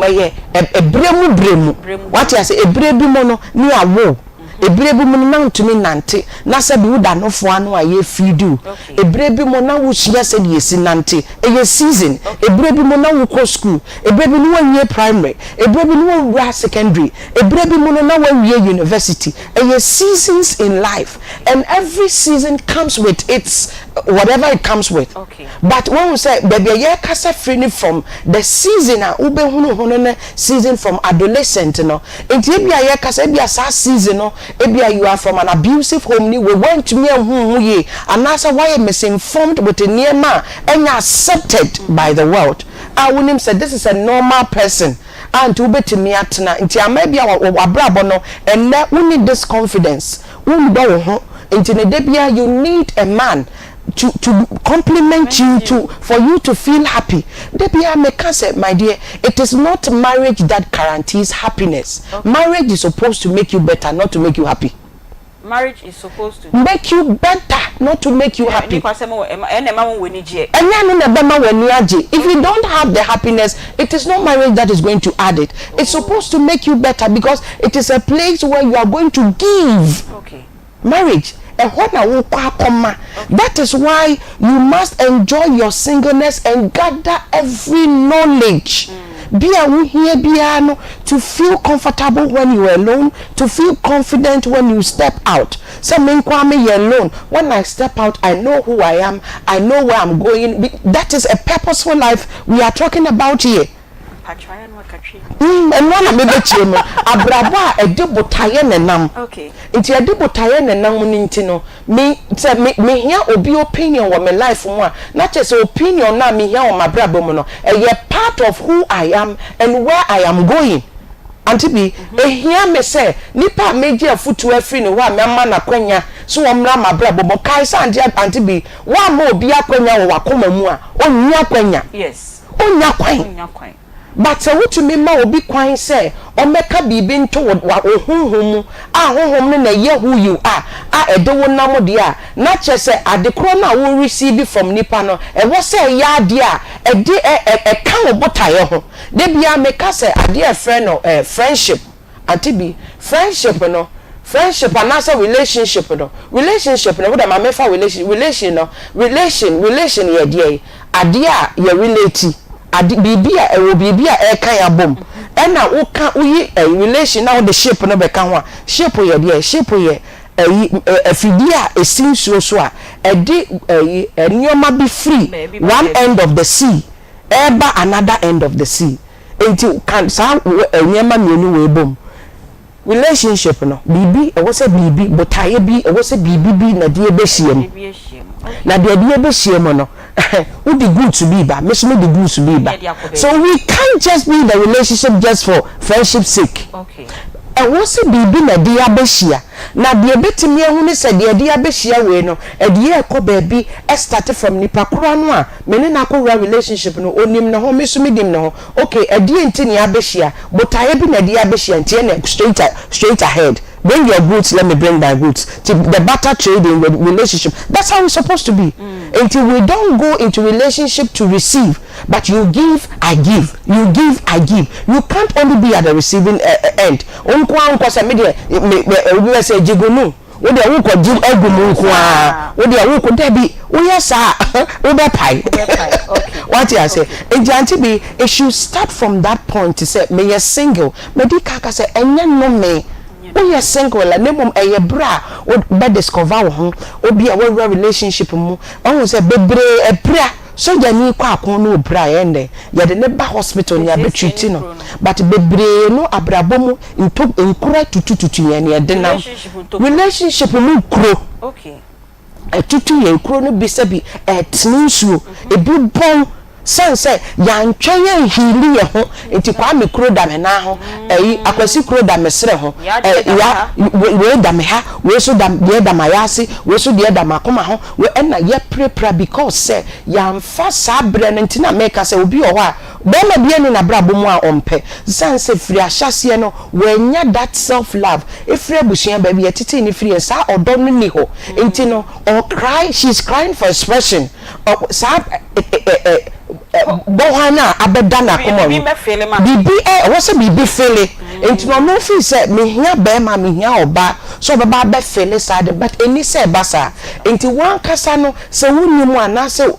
bia wo free no se bi anye se de wo pa wo se wunim se wo boa wo ho wa bra ye kire ye mu wo start wo penkofo wunim so mo betimi aboa wo enye se bi omo be look down you say na penimuti say wunim nipa kra wo ye anaso obi oba mo look down a feeling less of a human being obi otisa bia wo toxic to who you are it ni so man ba won chen janti bi wo ye single enye no me ye bra wo say wo de tina se esua de that is where you should develop your passion passion okra menchire mu se wotwi atenka owode ma de bia opese wo ye dachi bia opese wo hunu ebia wo mu opese wo ye bibia akese bi ebia opese wo ko school akese bi opese wo ye bibi sabre no it is the time to do that sabre because ebia so wo be ware a you may not have the time to be alone again. Okay. What you say? Okay. Into for sabre ni nyina Aunty Bea aware your commitment o enough for mo. Na no kwesi ada na mpese me ko baabi. Na wo se me san so ye bibi baabi me ko no nanka ewo mi mu pa se me ko but this me ko sere kwan free me boss ho. Me ko na me boss say oh ena wontumi nko ena me hia wo fie sabre we. Me be so ye we ni me anso me fi say metimi ato me fu wala good came metimi ye de pese me ye bia anka metimi akọ nanso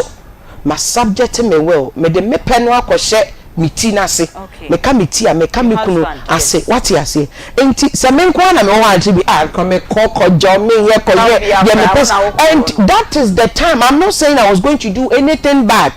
what you say onkoye bibi boni bia nemum ade a wo se wo ye ne se sa wo single bre ya wo mu no ano obia emi so mo bia ma pressure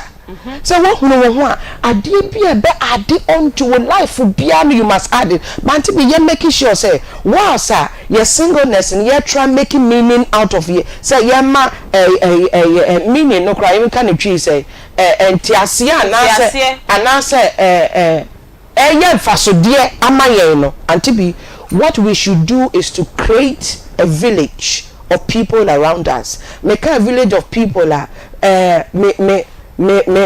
defining say make that village, and that village is the circle of friends, people who inspire you. Omwa ushia wo no mo peja we na mano o peja no bo say Aunty Bea bo so suddenly when you enidaso okay. When you're in that source, when you're alone, you have people who love you and appreciate who you are. Okay. What you say? Okay. To tell you, a friend is a person who knows where you stink and will still want to stay around. Obia, onim say Aunty Bea wa moto mo bon. Eso still me power down for. Me da se papa na ene enkomo ne de esujafo ekoma obia ekoma ye nyina se plaster farm de no ho se concrete kakra farm ho ana ye totally single sa enkomo no ene ye bo me so enyi we fidie no emfi ha ye ko Dr. Mensa aso ye na ye ko pesa sadro ne emfe nware ne bi okra na single no so kra bia no o moti bia no o moti na sasadro no timi yi nyama bi emfri ho emfama Dr. Mensa good afternoon facho boko die and your baby ya Dr. Mensa adom facho you adom ha boko na yo menchie chief for emfamra Dr. Mensa ya so said ye kan on say mami onyame ewo sentia obo nipa bia na onyame bo nipa bia nso ode ne dwumadi a oba asase so abaye no ode hye ne nsa na de ana mesre nyina ne se de nyame de hye won nsa bia wo yire ho se ubeye ne yi me bana se me nua ba cheche no mam sa me hu ni se e kan nim die ho. Okay, ye be san aba ho biom na ye signal no for TV no age no ho kakra bi ye pese won komo no so ko TV so na TV fo no ehu. Enti ye ni Reverend Mrs. Insha Edu Jemfi na e wodem ha ye di community ye betoa enkomo no so e kakra ni asan e di akọ Dr. Mensa. Enti Reverend na waka say know your circle of friends. Now the kind can say also unya obi a obe inspire wo e was her circle of friends ni mo ante pe won say ye nyeni nyina no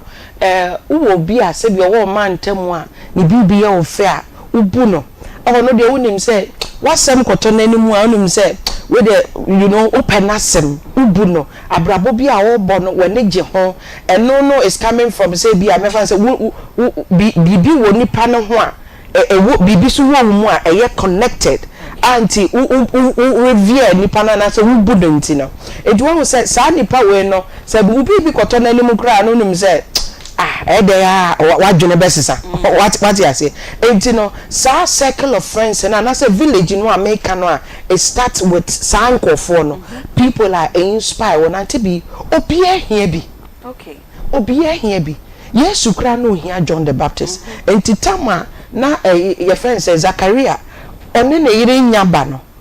Mary 17 years 16 years won ka bi nhiem ba na sofo panyi a watena nyame fia ye nyame adwuma over the years asomwa ne yire asomwa still omuniba but for the purpose of him paving the way say ono no say ne botaye ne so won kwan to woma Yesu mrenti na wo say John eba okay but what the mention no on ka bi nhiem enti Yesu no ohia say John the Baptist bebo kwan to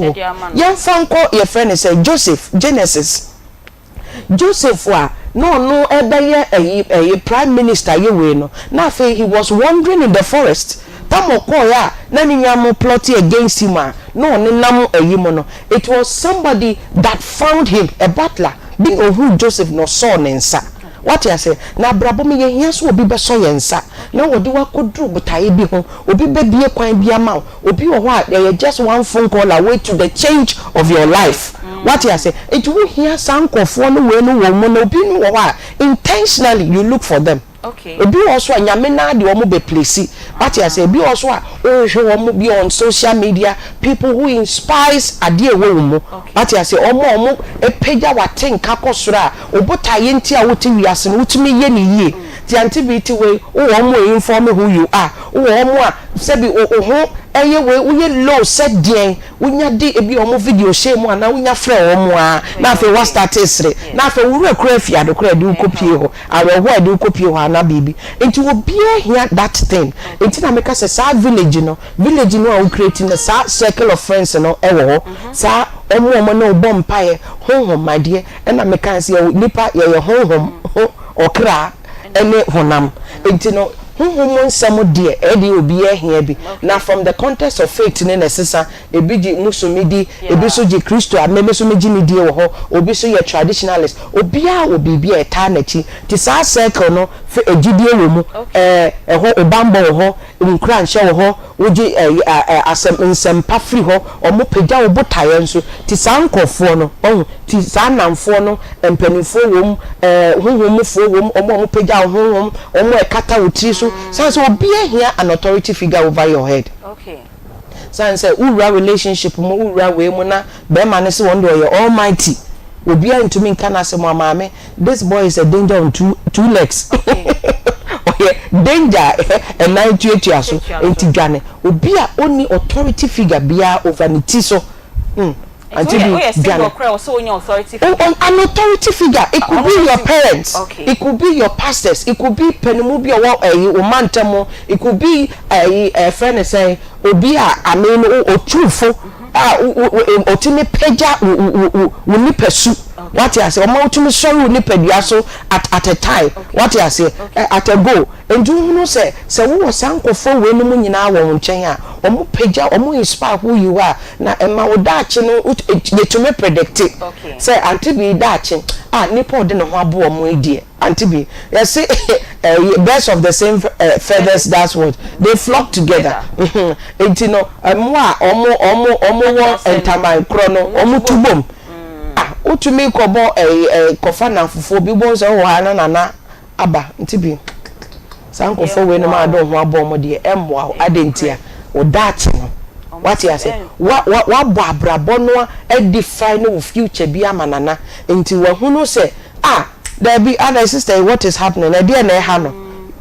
that na emwa enka ba bi awofa wo say do besi ba bi wo si a nti sa authority figure na bi na making nti so obi asi so a ye hia sa figure no ya brabom say wo si so no say obi an sheda amakra wo so ko rebi okay ma yen ko ba bi aye ka say ye sua de no obi wo ho no ma o feel say school no or you single or mema most times so the I no money how mo adisua or you single cra o sua na de but society and oba wako school now you single no oba wo sua de bebrebe say na wo ko family ye de hia ni wo so nko ware it's not oba no craft no limitation na to ne ho so obetimi aye masters bi obetimi aye PhD bi enso osro ebia we sua de pam sebio nchenchen de ebi ene so ya de polish no ye design ni sa niam ni nyina so eno so boni hu sa o pese o upgrade no that moment ni mu no e wo say yetna ho ne ye twen ye ware wi ansa na ya upgrade ye hu say ye school debi Auntie Bea na maka no that singleness na ye bra o make most out of your life okay e ho no bra no na maka say e bra wo de feed your passion ebra wo de ye bibi wo de add on to yourself wo de eye niema I mean say wo ko school na be ma na wo te ho twa no yes you cross occupy till I come also occupy till I come and why are you occupying if you don't have anything to do not just say and now say ntwe me enuma wo ye no ano enu na de wo be pie me manim Auntie Bea what you say enti bra wo twan ni mu ano it is the time to find opportunities do something say asori na wo wa penkofo na work in the church if it's an institution na wo mu a serve what you say so school so now quite time to do more research to better yourself time to do more things to make sure say nipa around you no and so be blessed with every knowledge that you have received so almost be nshira with nimdie bia also wakwa Auntie Bea see nyina ye sua nimdie wo sua meme sua Dr. Mensa sua na na sua obi sua is to better the world what you say sansa de bia wan sua bia no e betimi affect me sana me so de men sua bia no wo so betimi affect sabre no eye bra wo hunu ho awie no wo pepi bi na wo ye said de be ya lonely moment no and get too much over you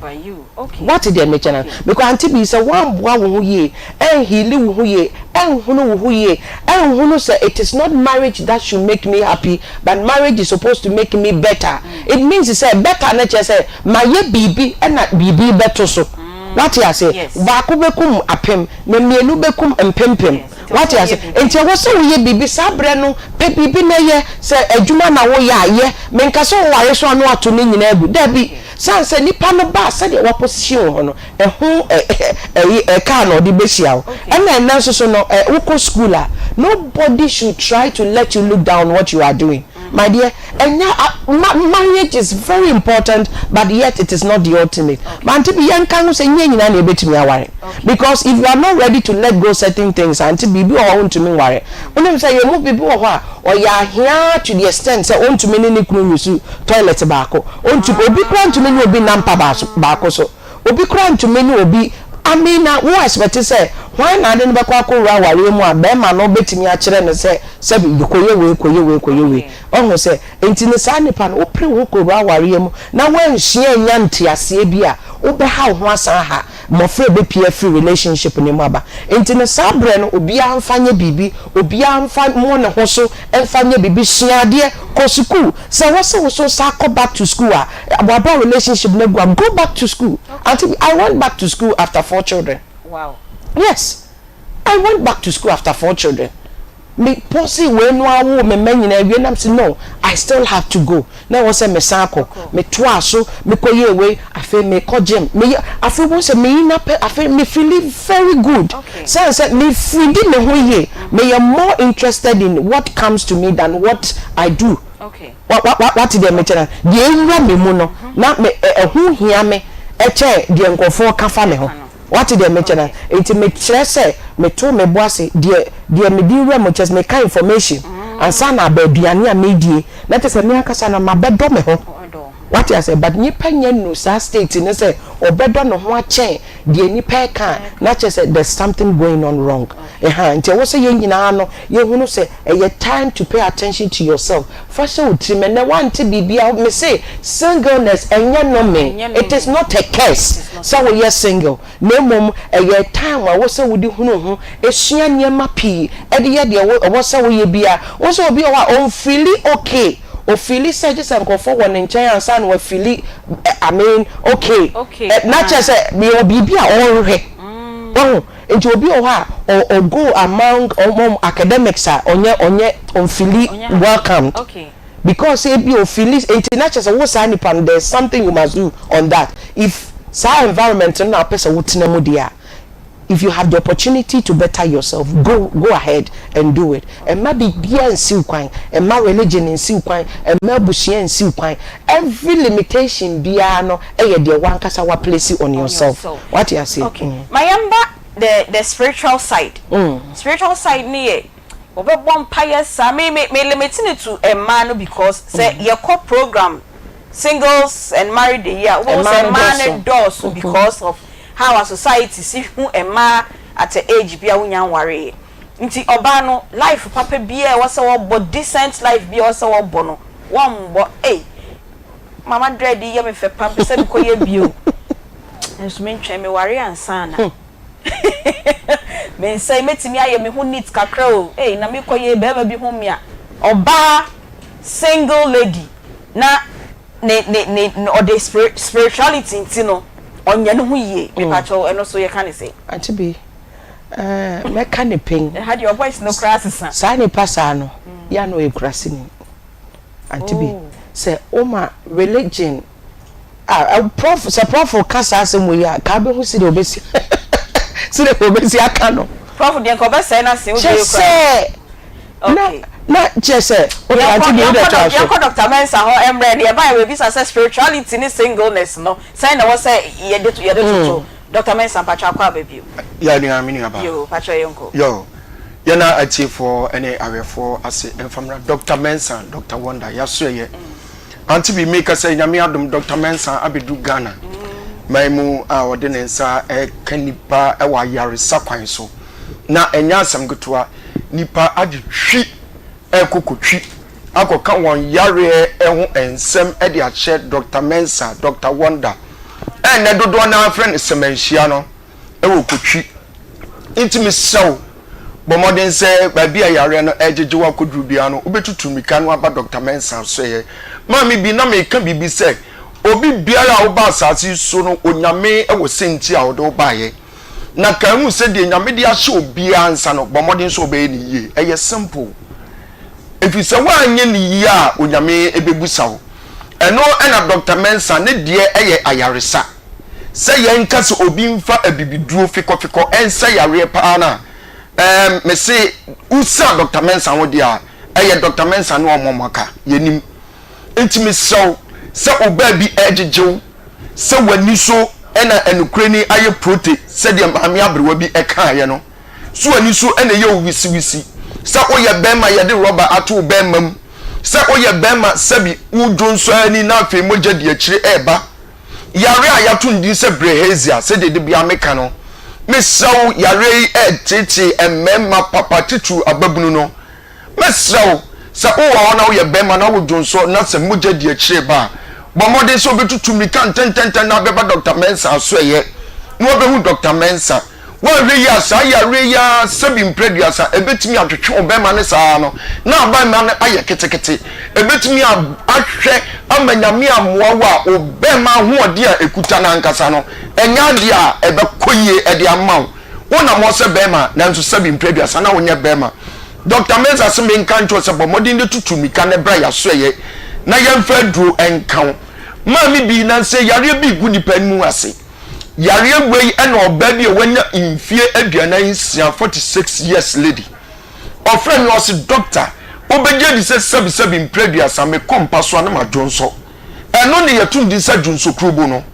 eni nti o kompa so ani no asesa ne ma no de agu ba bi asabi na se no wono se de be ya odjonso a ensim panum ye nkwada no ye nyina na ye bi mesaw uyo obi asa jonso krubo yare etetewa bomode eye dako adwuma doctor de aduro be kan dako pe eye se odjonso na wo jonso na etuotumi twa na maami unim se de bia ye ka sasa wan hwe ya sasa nso betimi de sa jonso krubo yare no aniguasa yare no e de amaw onipa bia sesi a oba Dr. Mensa so ye ebeje yaresa no sesi a ye ma wa yaresa no yare a wode bae no ne de sasa duo nso asa aka ho de amaw ewi se maami ewiase boni wemu ene ete no ye huru ni sa hwesam kan osi asase weso enye no moja ene honam na enya na mom ye ni wiase atumfo enkabreche fo na enya eni nti wan hwe ye na akoto abusua kontonchi bi mu a Aunty Bea oguro wa on be dokro saa wadwuma sem be sei usika sem be ya saa wankasa aware no be ko be fie wo ya brante wo sisu kama akwantu amanfo ogui wo be prese wo be kobi na nso wo be samba enkrata sem wo kodura bochire wadwuma sem no kosen o penkrata nso nya emfa nya adwuma wo de ne saa Aunty Bea tim no wo keja ato enu kra na meka no mesi bra Dr. Mensa so ye de bia ye ka sasa Aunty Bea me pese me ka ne say sasa ye ade a ehu si yare bia wa asase so eni ti woti ho na enyema bi di wunya ewo se de atwasem kan no empa ye nyina ewo wiase ubobi ne yemusa ubo mpa ye no wa hote so tesen eno no wan hwe ya mesi abusuo be di wunya eno no wan hwe ye sasa boni bi betimi abedi wachi ama sika da wo nsam be hye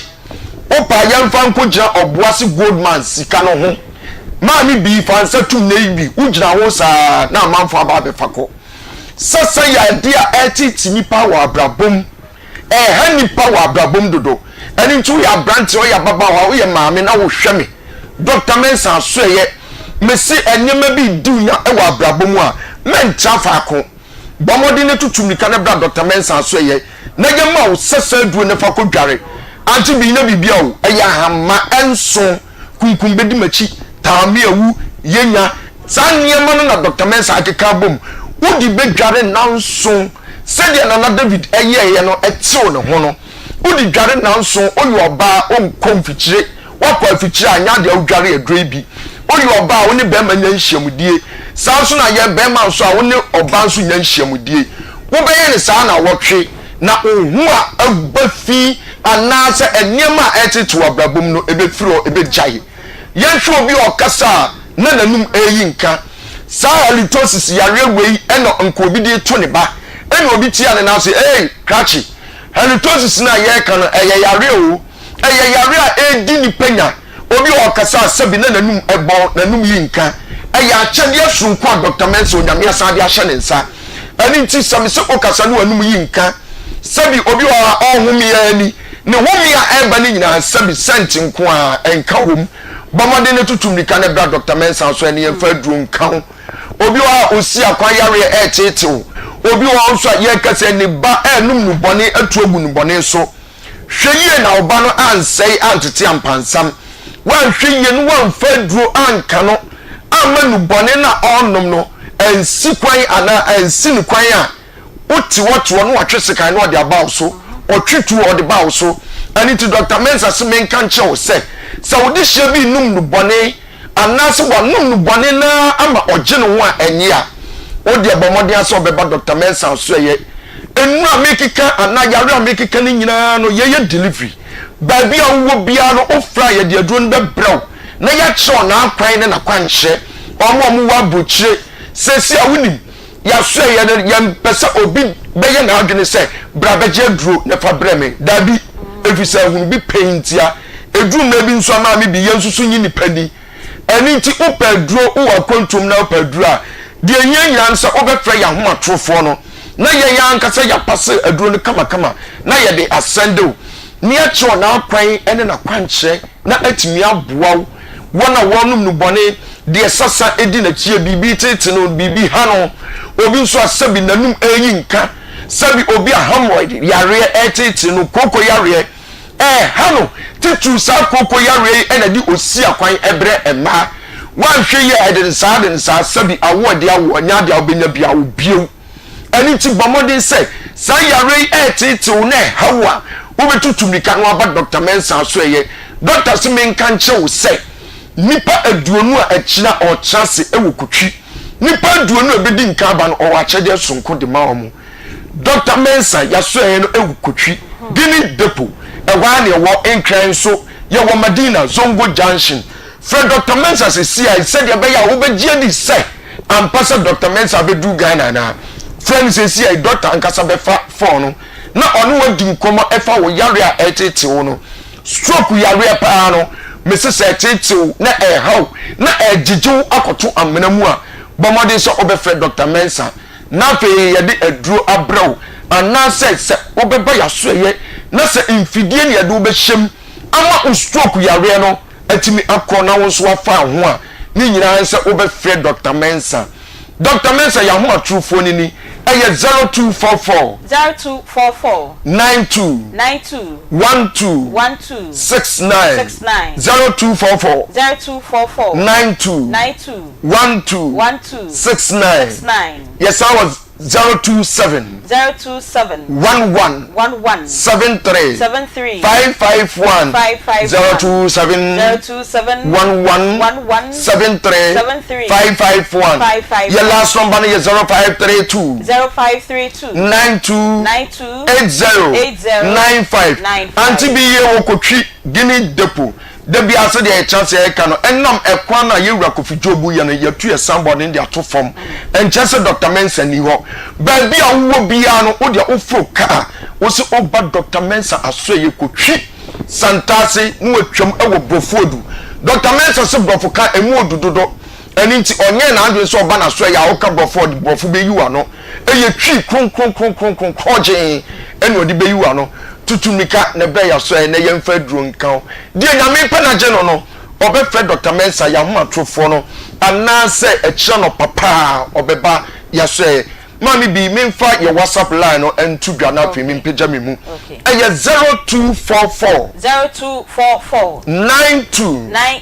12 69 0244 92 69 when I mean show bibia se obeya aso etie na Aunty Bea obi wo ha o kaka onti chokobe na the time on so eno ano no ni nyina nse betimi abase sasa bi nso edi nachi sasa duachi a o ba begia yare sakura na sasa na susu a Aunty Bea unim se before ka asem bi se owo tisi aso apa sasa etimi sisi nipa aso ewo adupa ene dokota papa ene Dr. Mensa onim na dwuma ye papa ni nyina nsa obeba ya so ye na de aduraka God bless no one cares 0243114497 show numbers no eto and 03224980350 0243114497 and 03224980350 enche bia ye mama eyi sa kwashi we ya no e dia ma ye wi a obetimi afran na me ka say enne ye nyina so onye kristoni a oye muslimi ni anase oye traditionalist ni jidie ni ntino oye sujeni especially with obano ni nyame also di siesie no ho se no si represent no cause the me yakra bia na mapam me free me ho nti on siesie no ho ye wi a wo kan wi na de mema no so di ato so kakra na ya fire college won say na medi kan say obi a oye sa bia no ehunhum krasi okay san say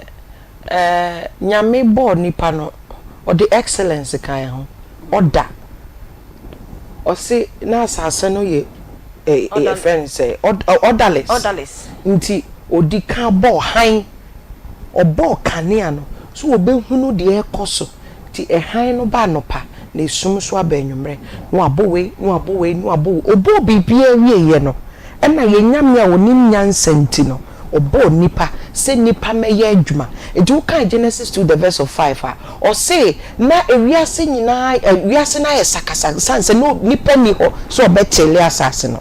edu obo nipa beto sabotaye ni mu for order to catch Adam say Adam ade we amaye we nyina no tudin sanse no pese woni nipa nya ayonkofa ono nyame oboye no sa pese woni nya ayonkofa ntino odi bibia atoto na kwem enti se wo si wo claim se wonim se nyame a make us wo ye kane ya obi gini dia kane so na dwenem a e ka na honhom ka ne nipadua na sum we da so wo tirim se because say okwa asori ntino se bi menyare ye ho basabasa anase menye nyema bia my dear na che say just yes lay hands lay legs nyina aka ho isan say menti yesu kura na wo so wagine de yesu okoton wano ma me patcho you Aunty Bea so nim so okoton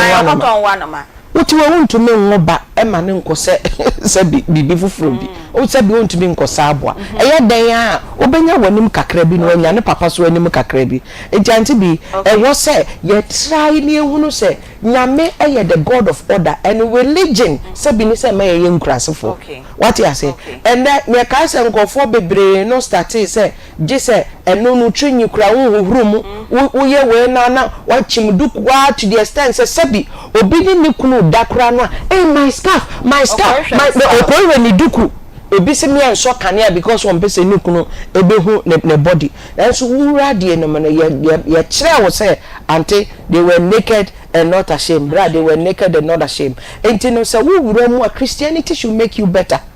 but a way of life it is a wushe said ye trono and testament or dear maye and someone a watch trono mo a chere ana Solomon bedi de papa David ade me excellence inti na wo can first Kings onu bo say ne table said you sit to ne table kra no Queen of Sheba tie no and no other wo fie hunting oba made the fresh away uhunu ye hunu way the order in the kingdom no brought people from different kingdoms to come and pay homage. So you're single ono so na ho siesie efie wonye hwe o se me twen ma me ware am yire na me siesie me Aunty Bea sa bre no na me ka na me ka se me me wo fa pibi na me body din san se me wo fa no okay na oni me di nkomo bre bi na em se ye di nkomo wo mo sister station ma akoso na ye ka se edru bra e wo se ye adwene free girl child no so na ye titi boy child no so bi oh na me bi so last week na me bi so obi besra me na me bi sanse na di enti na ye se me man pa adware sa no efiri he fa na onu no fie no eti say asema de bakon ka chem say efiri fie efiri ne titi ye no because fie bi ho a wa nware asebofra wo ne di ube ufi school ba no nware a wo ne di fie bi so wo ba ya de ye interested answer wo se wonsa na ye we enti na wo say you pay attention where an upbringing no yawo oba no yawo neto responsibility mo naturally spiritually nyina no oba no emotionally wo ye na sudi enti bema no enti sabi enti no onware ya na wunhia oba no na wunidi wunhia oba no wonto wompa wunhia oba no enti na wo da fie mo mini mo bi obetimi ada bed sheet so abema obetimi ada blankets so for 1 year onyi hro 1 year anabila say unwa edan mu a na sabi ehia but opia sabi we spray ni ho a no no so ekwa opeso okohunu oba onim mpato onim si de sisi be ma niema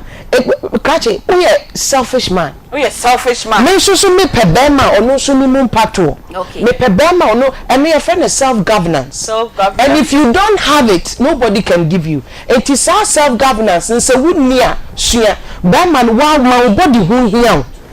okay so ye Kristo ni be man na wutie me Bible say ye ni padua ne ye Nyankopon asori dan okay it is only say ya asori dan a na wo se usiesie Aunty Bea udware edware ne ye ka ne say ye dro Aunty Bea udware a eno nko ama wa yare sasoronko menim say ame wada no asesa ne we me say se wo botaye say anopa utumi sori edrimi kakwa adwuma dia presa you know ahokeka no asanfa edware ni padua no siesie wo fie wo wo chance Aunty Bea ya say oba bitumi serve ni kunu adopa obeko beba no chance ya ye de serve na aduane no ba bi esia na esia didi awie bibi esi wo bia esi wo o se twen se nsa me no afofo mfama no e wo huru foforo mu nsa adan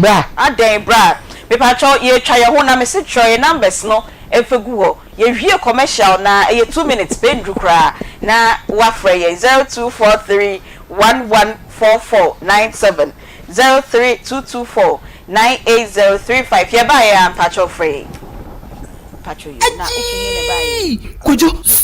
Kumasi a nurse interest. Nurse interest here. O number is saying. My number is 0243. Nye o telephone number. Say nurse interest no. B6. B6. Ami so me fear A15. Oh have you? Ano an say ye busia we. You patch so di ni bi. Kokofu side ho. Nche ho na A15.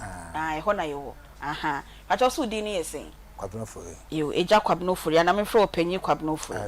E bia ye okay. Yo, e ha de boko wa daroma wo na onam. So boko so enya boko. Okay. So na mo nsema no ha. Enzema. Ato ye fantini ana. Na meti ho. Okay. Na menu aba kon aka bawie. Ye friend na no drag man. Okay. Oye.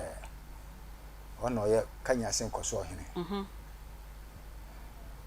Pacho to asumiti. No from say. O catch me or from 10 that come ho no from say. O pese me bafie. Na me bobu no na me betre fie. Na isi aka oni menua payini ba. Pacho pejawa no kakra ma me ne ese ye nte won kan ye. Ti ma ondeni mum MP kakra. O se o pese me ba na mbabu ano. Okay. Na me hwe fie edima no. Na menua payini o fie no. O ba ne ho nsem akeka no. Aya na ofere na mugu ase nti momodi ti me de me ba ma de bia me pe bia no obeya ma me nti mbra ti okan no tama ese me ba no na me te se oyarda hospital eye nana oduro no wo bo aho na wo beba no e na wo te se oyare okay ba ko no na o se yamfa koko bi ho amfa mame na me ba jese me so me de be didi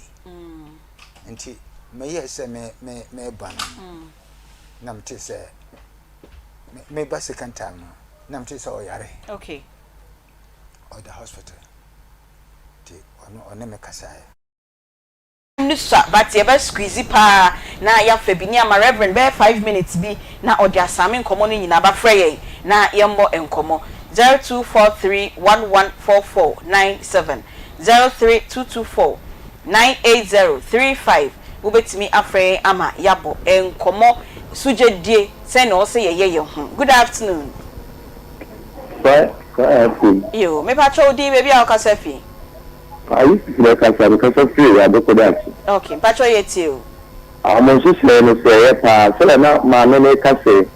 ebi ho ase uye obama upesia na ebi kwa se asena bekasa yen train se umma bema ewa na asena obetren se obema bema walu ye pese uye no uye ni kamisia eye ena ntambi ho so a ebi pewa na wo kase asena wo train na the obesa ye na wa na we yan ntam so antam bi ho so a embua we se bi atiri ana no boa me da see you see no yeah da ya man ke magana no afla na le bi na ni one yeah da say mean 0243114497 032249803 oso betimi afre na enne yenkomo aye boy so wadwenche bi wo ho a wode abba. Good afternoon. Yeah, afternoon. Yo, me pa cho di baby akasafi. As a story Joshua, me kasafi Namponteji Makati. Yo, Joshua yetio. Person the same disaster. The same my reverend, you know, Kenyano. We are only Bible for now. As we are, your man could be mamma. Now to be our money, yeah, no maybe a Juana, no maybe a Shirana. The same, what's time for you saying?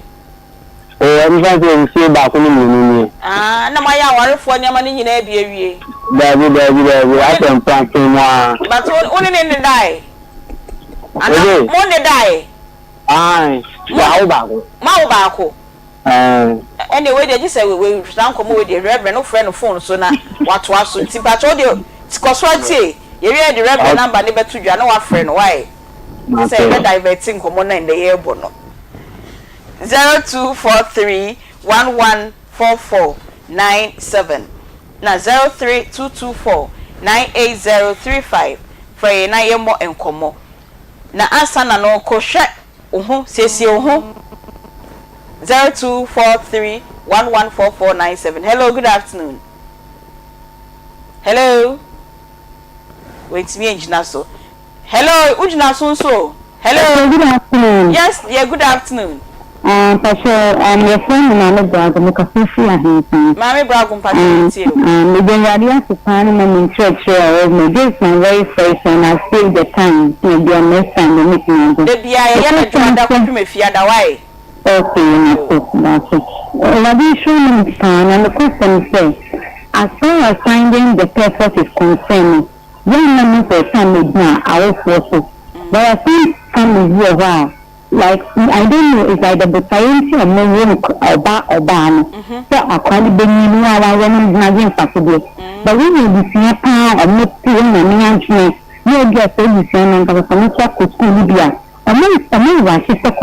they are always after I'm not to shoot so go for them in achieving purpose now you see in fact the video because the singleness is the case no because singleness is so much of a blessing. So there are something I'm like somehow to Santa Fabian commitment. If you could be Mama, but what is this Mama? If you are this woman, Pana, and you're single, use the singleness statement, you can achieve a lot. You should see it as an honor and a privilege. And opportunity in a period, you make it the best out of it. Now we are dancing. With the one woman be body chuko side, okay, not just say, Rose are some no wafa. Hello, good afternoon. 0243 114497. Good afternoon. Hello, good afternoon. Hello, good afternoon. Yo, me pacho di baby ao kasefi. Me want to hear me uncle do me kasefi. Yo, me pacho yetio. Me want to Kaladi na one mama pa ni jumedi ya mobwa ni ya bwa asante mai. Amen. Me want to ngomu amuchuchi ya sema ngomu ewe pa koze ne ade ne kuswe ye juma pawo ne yuchi ni bibimu royo oba kwa na se ne bode ya tutani ni mai no no di ni bi yi no wano ebi ona wo ma wo ni ndi e ka o se na me so ni wo kwa na wo ni ndi kwa na ede but yen na ye ma ye ni yede en ko san ye ma no o ya branch o me ni ti o na bo ko ni yin do ko da mo ebi e bi bo na short pressure on kwa na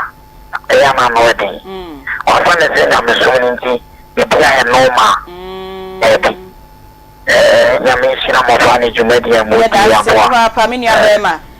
ye me fa calls be me nu pe because enkomo no nyina bebre na ma mentimi enkae na ye mfa. Good afternoon. Afternoon, madam. Yo, me pacho di baby ao kasefi. Madam pacho me kasefi tebe so the solution. Okay. Tebe so number 2. Okay. Na ma o te di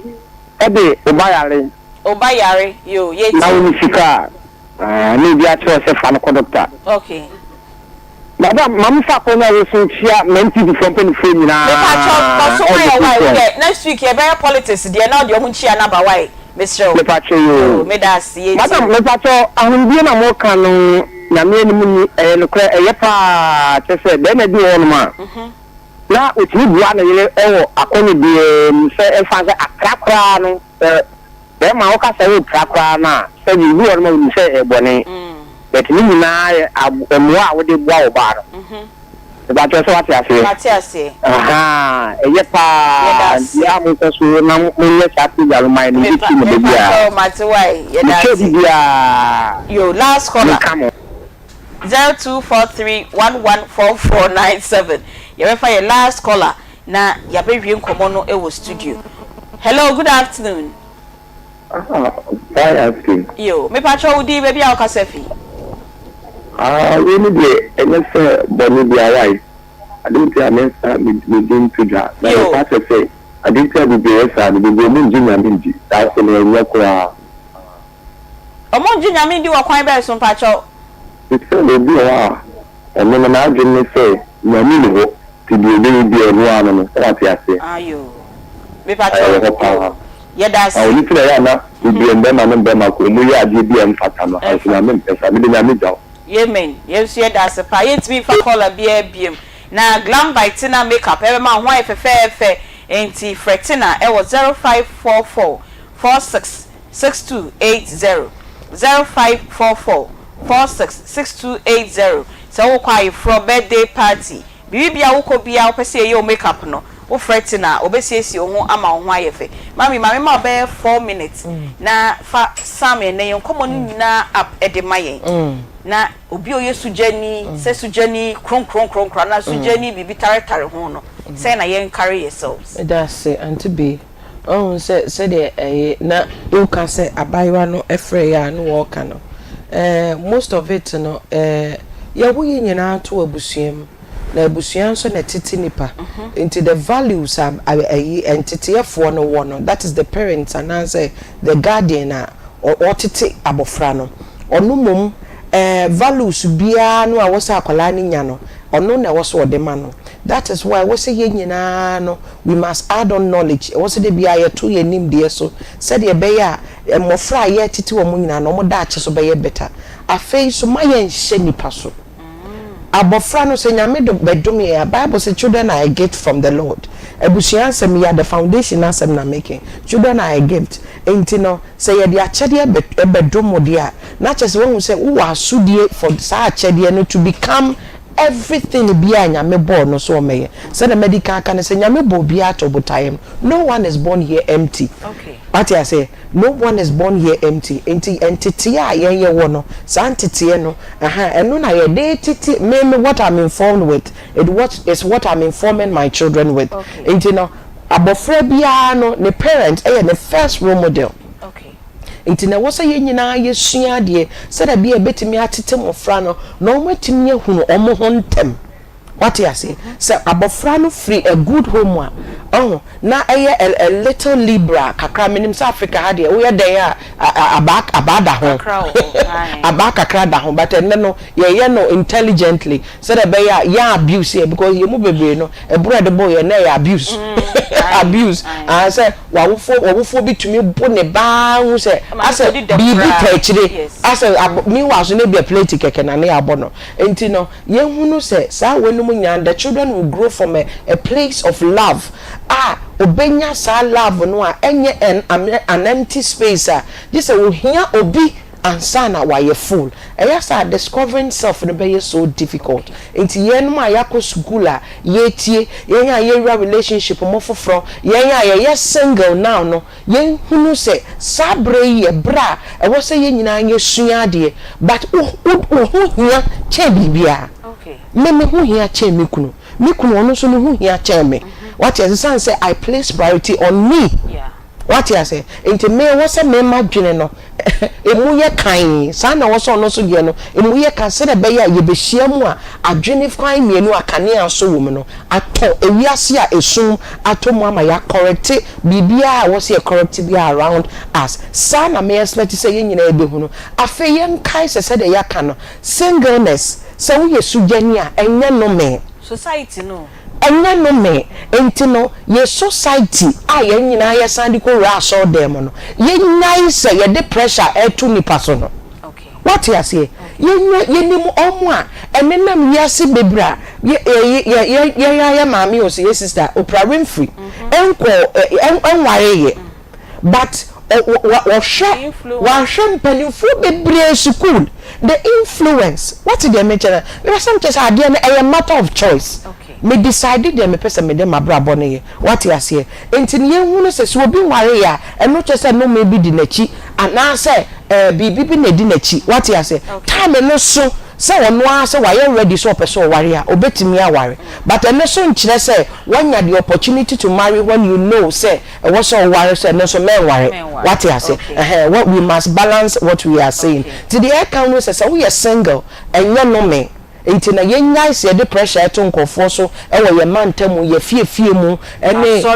sorry for na di konkonsan kese so obi wo mu na bi a ye be bobbo afode yi ade ya start bobbo enye di ehia ni de bi obo afode a on na bebo kese enso so so ware oni ma bi ode ware asori kwa na ye ntwama ye we na wudu sika ye de betua eni say ye yesa what you say buhu na bu ni pakro na sanse obia ye nipa what you say na obia so obotaye nti anyankopon de nyina aba into society ni nyan say ye de unnecessary pressure to nkofo so nkofo kowura toxic relationship a say we are say dachi say akoma titi ni kidneys e wo nipadua ni mu nyina ti yesre society no afa wan kasa wo nipadua no o can me first singleness is not a curse as a lady I will encourage you say you should be your best buyer, be your best self. Have that comfort when you are alone. Have that confidence when you are alone. Remember that however you feel when you are alone is who you really are. And chance will be back complemental. If it takes, say, searching for knowledge to become your better self, seek it. I am not against you going to school. I am for you acquiring every knowledge. Many do what you say, ubenya nimdie, atu nimdie, so said a one kasano, ubeye nipe, musansa, adebia unibiano, untumi infama. Untumi infama. Yada se papa when him sense na ye my the whole day krana anka topic we yent me exhausted no now so frama no ye toni kakra enti ye mre no aso a e wo se ye sorry edeko na answer na me sorry no ma me fa asida piesie bi pa e fa ma enuanom bi a Akoma prison sachede no omo ababa ye adom menua bei o se ma me mboni din enso mebo menim se one me be konso nya hwe ohima Rosemond Ejay UK 1998 member Kumasi Girls Old Students Association wabedum yesika kese paase enfa totoniama enfa koma yenuanom a omwo enedefie na yekwa akosra wo no nyame enhraw ena ye papa baako ono nso ewo US Reverend Sam E namely onso osi woni die chi papa osika na ode braye no osi da bi Aunty Bea me sign bi ba beto so e de amamo wa braye bi dada o sign di bi abeka ho o monitor ye de bia nti Reverend Sam E namely o Dallas USA nyame on sharp pass wonso wa be ye mboa na fe mi nkome maame ene me papa ho Mr and Mrs Esuman mokwa sorry e was St Mary's Catholic Church e was South Sontreso na me maame Mrs Hannah Esuman ono anso ene ye National President Christian Mothers Association endra muso ma ye envelope emu edu papa say ye fa toto eniama e fa mboa ye ndwumedie na ye kwakodi e wo prisons e ye 19th December ena 24th December no enti Mr and Mrs Esuman St Mary's Catholic Church e was South Sontreso na me maame na say National President Edema Christian Mothers Association ye damase some be call ye nyina ye emboa na ye see ye director bi otie ye papa enti director Deputy Director Otafo Municipal Assembly Madam Deborah Okra yesi we fidie na wa office woni DM se wunyi free Akoma enti dwumadie ya ye di wasoguso a wutie pa we efi Angela Spiogabra ho o se ye nchiaw e ma na Akoma efemfo nyina ye nso ye chiaw afei birthdays akese mienu de di kan pa e de ko ama ye MP a owo Askwa ha no sei ye MP a owo Askwa ha Mama Patricia Apiejay na enra eye wawoda fache ye enra ye refie na adwuma no dos into ye belated birthday wishes ena ye de emau yenim se okoso a e wo birthday mood ni munti nyame ensha mate se na so ye former president John Mahama ene ye no so ne birthday into former president nyame nshaw on shaw na happy birthday de wo hwehwe no se ye rade pa on sanka enye rade pa de wo so de ma no de amau last birthday no eko e de ama asafo maame Isabella Kwashi uwo Buedi Church of Christ we every Alexander Chenebua o say yema happy birthday emfa emano nti asafo maame Isabella Kwashi Buedi Church of Christ Alexander Chenebua owo Adansi Rural Bank ewo Atonsu branch o say ochiao na o ma happy birthday e ha ne de dwumadie ni nyina ebeba ne wieye eye Nanabila Kantanka Spartus Kojosa Akode Beluchi Emmanuel Kwame Vadi Ewra Peggy omu nyina ne boa ye ma ye de dwumedie no de ebrem midin the Beatrice Biogabra obetimi afrɛ me Aunty Bea Sport eba enyiwe fidie ne mfia